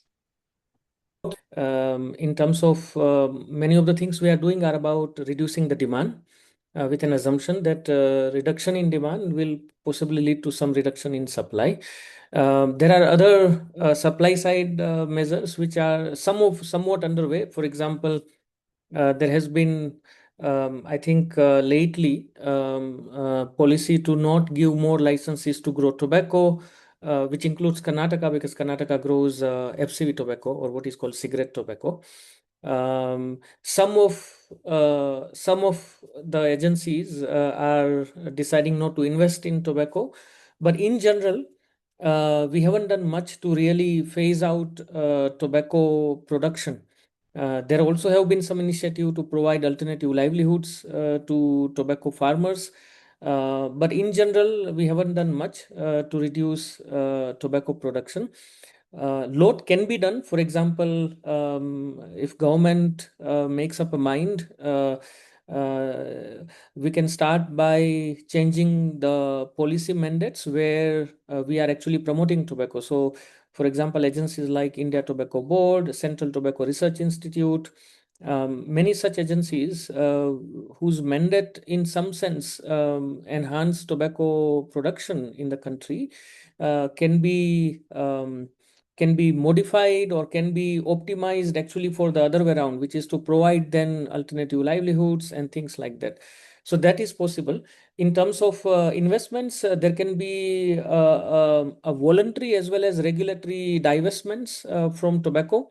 Currently, some of the major investors in tobacco companies are government companies. So if government decides things like LIC, New India Insurance, if they all decide they can pull out the investments from tobacco companies, and so are voluntary initiatives like tobacco free finance portfolio, etc. So we have seen some movements in some of these directions, but I think for more concrete outcome to be seen in terms of the actual numbers in reducing tobacco production, I think a lot more needs to be done. May I Yes, just sir. Thanks. supplement? I think Upendra has given very good and very comprehensive answer. Yes. And absolutely right that so far we don't have any good. There has been a lot of talk about it and suggestions and some partial policies, but not any full-fledged policy for reducing tobacco production. As a result, tobacco production is still increasing. And every year, if you are reading newspapers, every year there is a news that there is more production than what's permitted, and then there is agitation that this tobacco should also be bought and the minimum support price should be increased, and every year same thing keeps on happening. So far there is no specific really policy measures to reduce the tobacco production, and all our other measures things that we talk about are for reducing the demand of tobacco, not supply of tobacco. I would just like to add what she had asked about the semi-arid areas. So it's not like in semi-arid areas, no crop, other crop can be grown. So millets is very good example, and government of India is focusing on millets as well. In UAE, in a very arid area, they have grown mangroves. So we can do a lot, but yes, as both of the experts said, that we don't have policies for that. But it's not like in semi-arid areas, other crops cannot be grown. So thank you. Yeah, in fact, Center for Multidisciplinary Research in Dharwad has published some works in terms of possible alternative crops in place of tobacco. Of course, there are challenges. Tobacco can be a monocrop, requires much less water. Like you are saying, it's a very hardy crop. But most alternatives require multi-cropping and often lacks kind of subsidies that tobacco currently receives. So because it's an established cash crop, you have subsidies to farmers, you have companies which are providing help in different ways, banks are providing easy loans. If that environment does not change, and if policy does not promote subsidies for alternative kind of crops and cropping and to farmers and create new value chains, it won't be very easy. Thanks. So thank you, Dr. Upendra sir, Dr. P.C. Gupta, and Hansa Kundu for respond these questions. Thank you. Before moving to the summarization and closing remarks by Dr. Amit Yadav, I request everyone, please give your feedback in the feedback link. So we have shared the feedback link in the chat section. So this feedback is important to us to improve our organizational things for next webinar. So thank you. And now I would like to invite Dr. Amit Yadav, sir, Director, Vital Strategy for Tobacco Control. So over to you, sir, for summarization of today's proceeding and giving your closing remarks. Over to you. Sir, can you unmute yourself? Yes, thank you. Thank you, Rajiv. It has been a wonderful webinar. I think no, we had almost 100 participants till end of the discussion, and there have been good questions also. And we hope that we will have a good follow up on these discussions.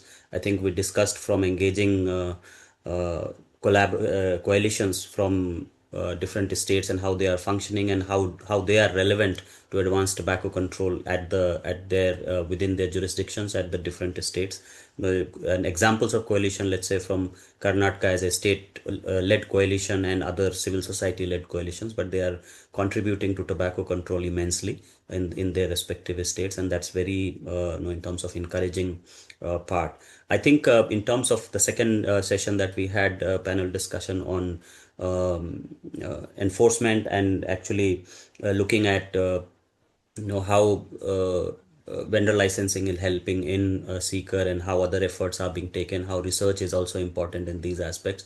I think no, and even how Dr. Sonu Goel suggested what RCTC is doing, there's a lot of resources available and how we can use, and different stakeholders. Let's say for tobacco control people, RCTC has become, no, let's say okay हमें तो पता है and we know that and we can get things from there or other. But I think the resources are very relevant and very new for people who are not from the health background or not from tobacco control background, but even within the health background. So I think it's a rich resource which need to be further disseminated to other non-health background people or non-tobacco control background people so that they can learn more from it. And I think we had a lot of good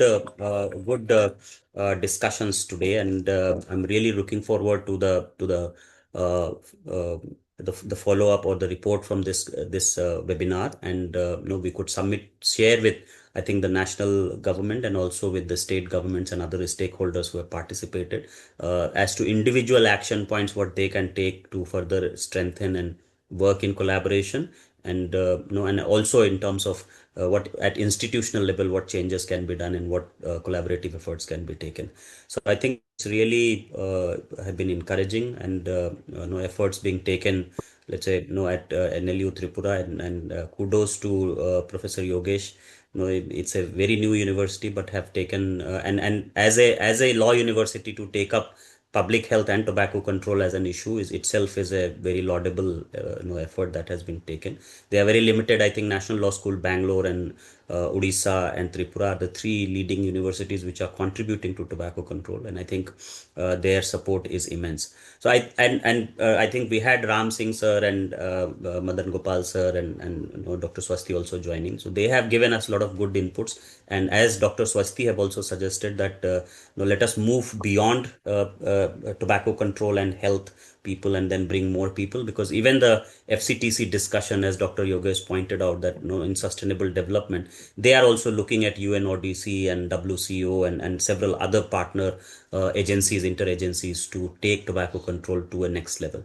So I think with these gains from this webinar, we would look forward to its recommendations, and we'll share with all the participants, and then hope that we will get into a new stage of in terms of active collaboration and active multi-stakeholder engagement to advance tobacco control. So thank you everyone for joining, and very grateful to RCTC and also Vital Strategies, Hansa and Chandravali for leading, and Jatina. So thank you so much for all your efforts, and I think Rajiv, if you are proposing a also formal vote of thanks. So thank you so much. Thank you so much, sir. You have already done this formal vote of thanks also. Thank you, and thanks all experts for joining us today. We will please stay with us for our next webinar. We will shortly announce the next webinars, the next topic. Thank you. Thanks a lot. Thank you so much. Thank you, sirs. Thank you, everyone. Thank you. Bye-bye. Thank you, Thank you, Doctor. sir. Thank you, everyone.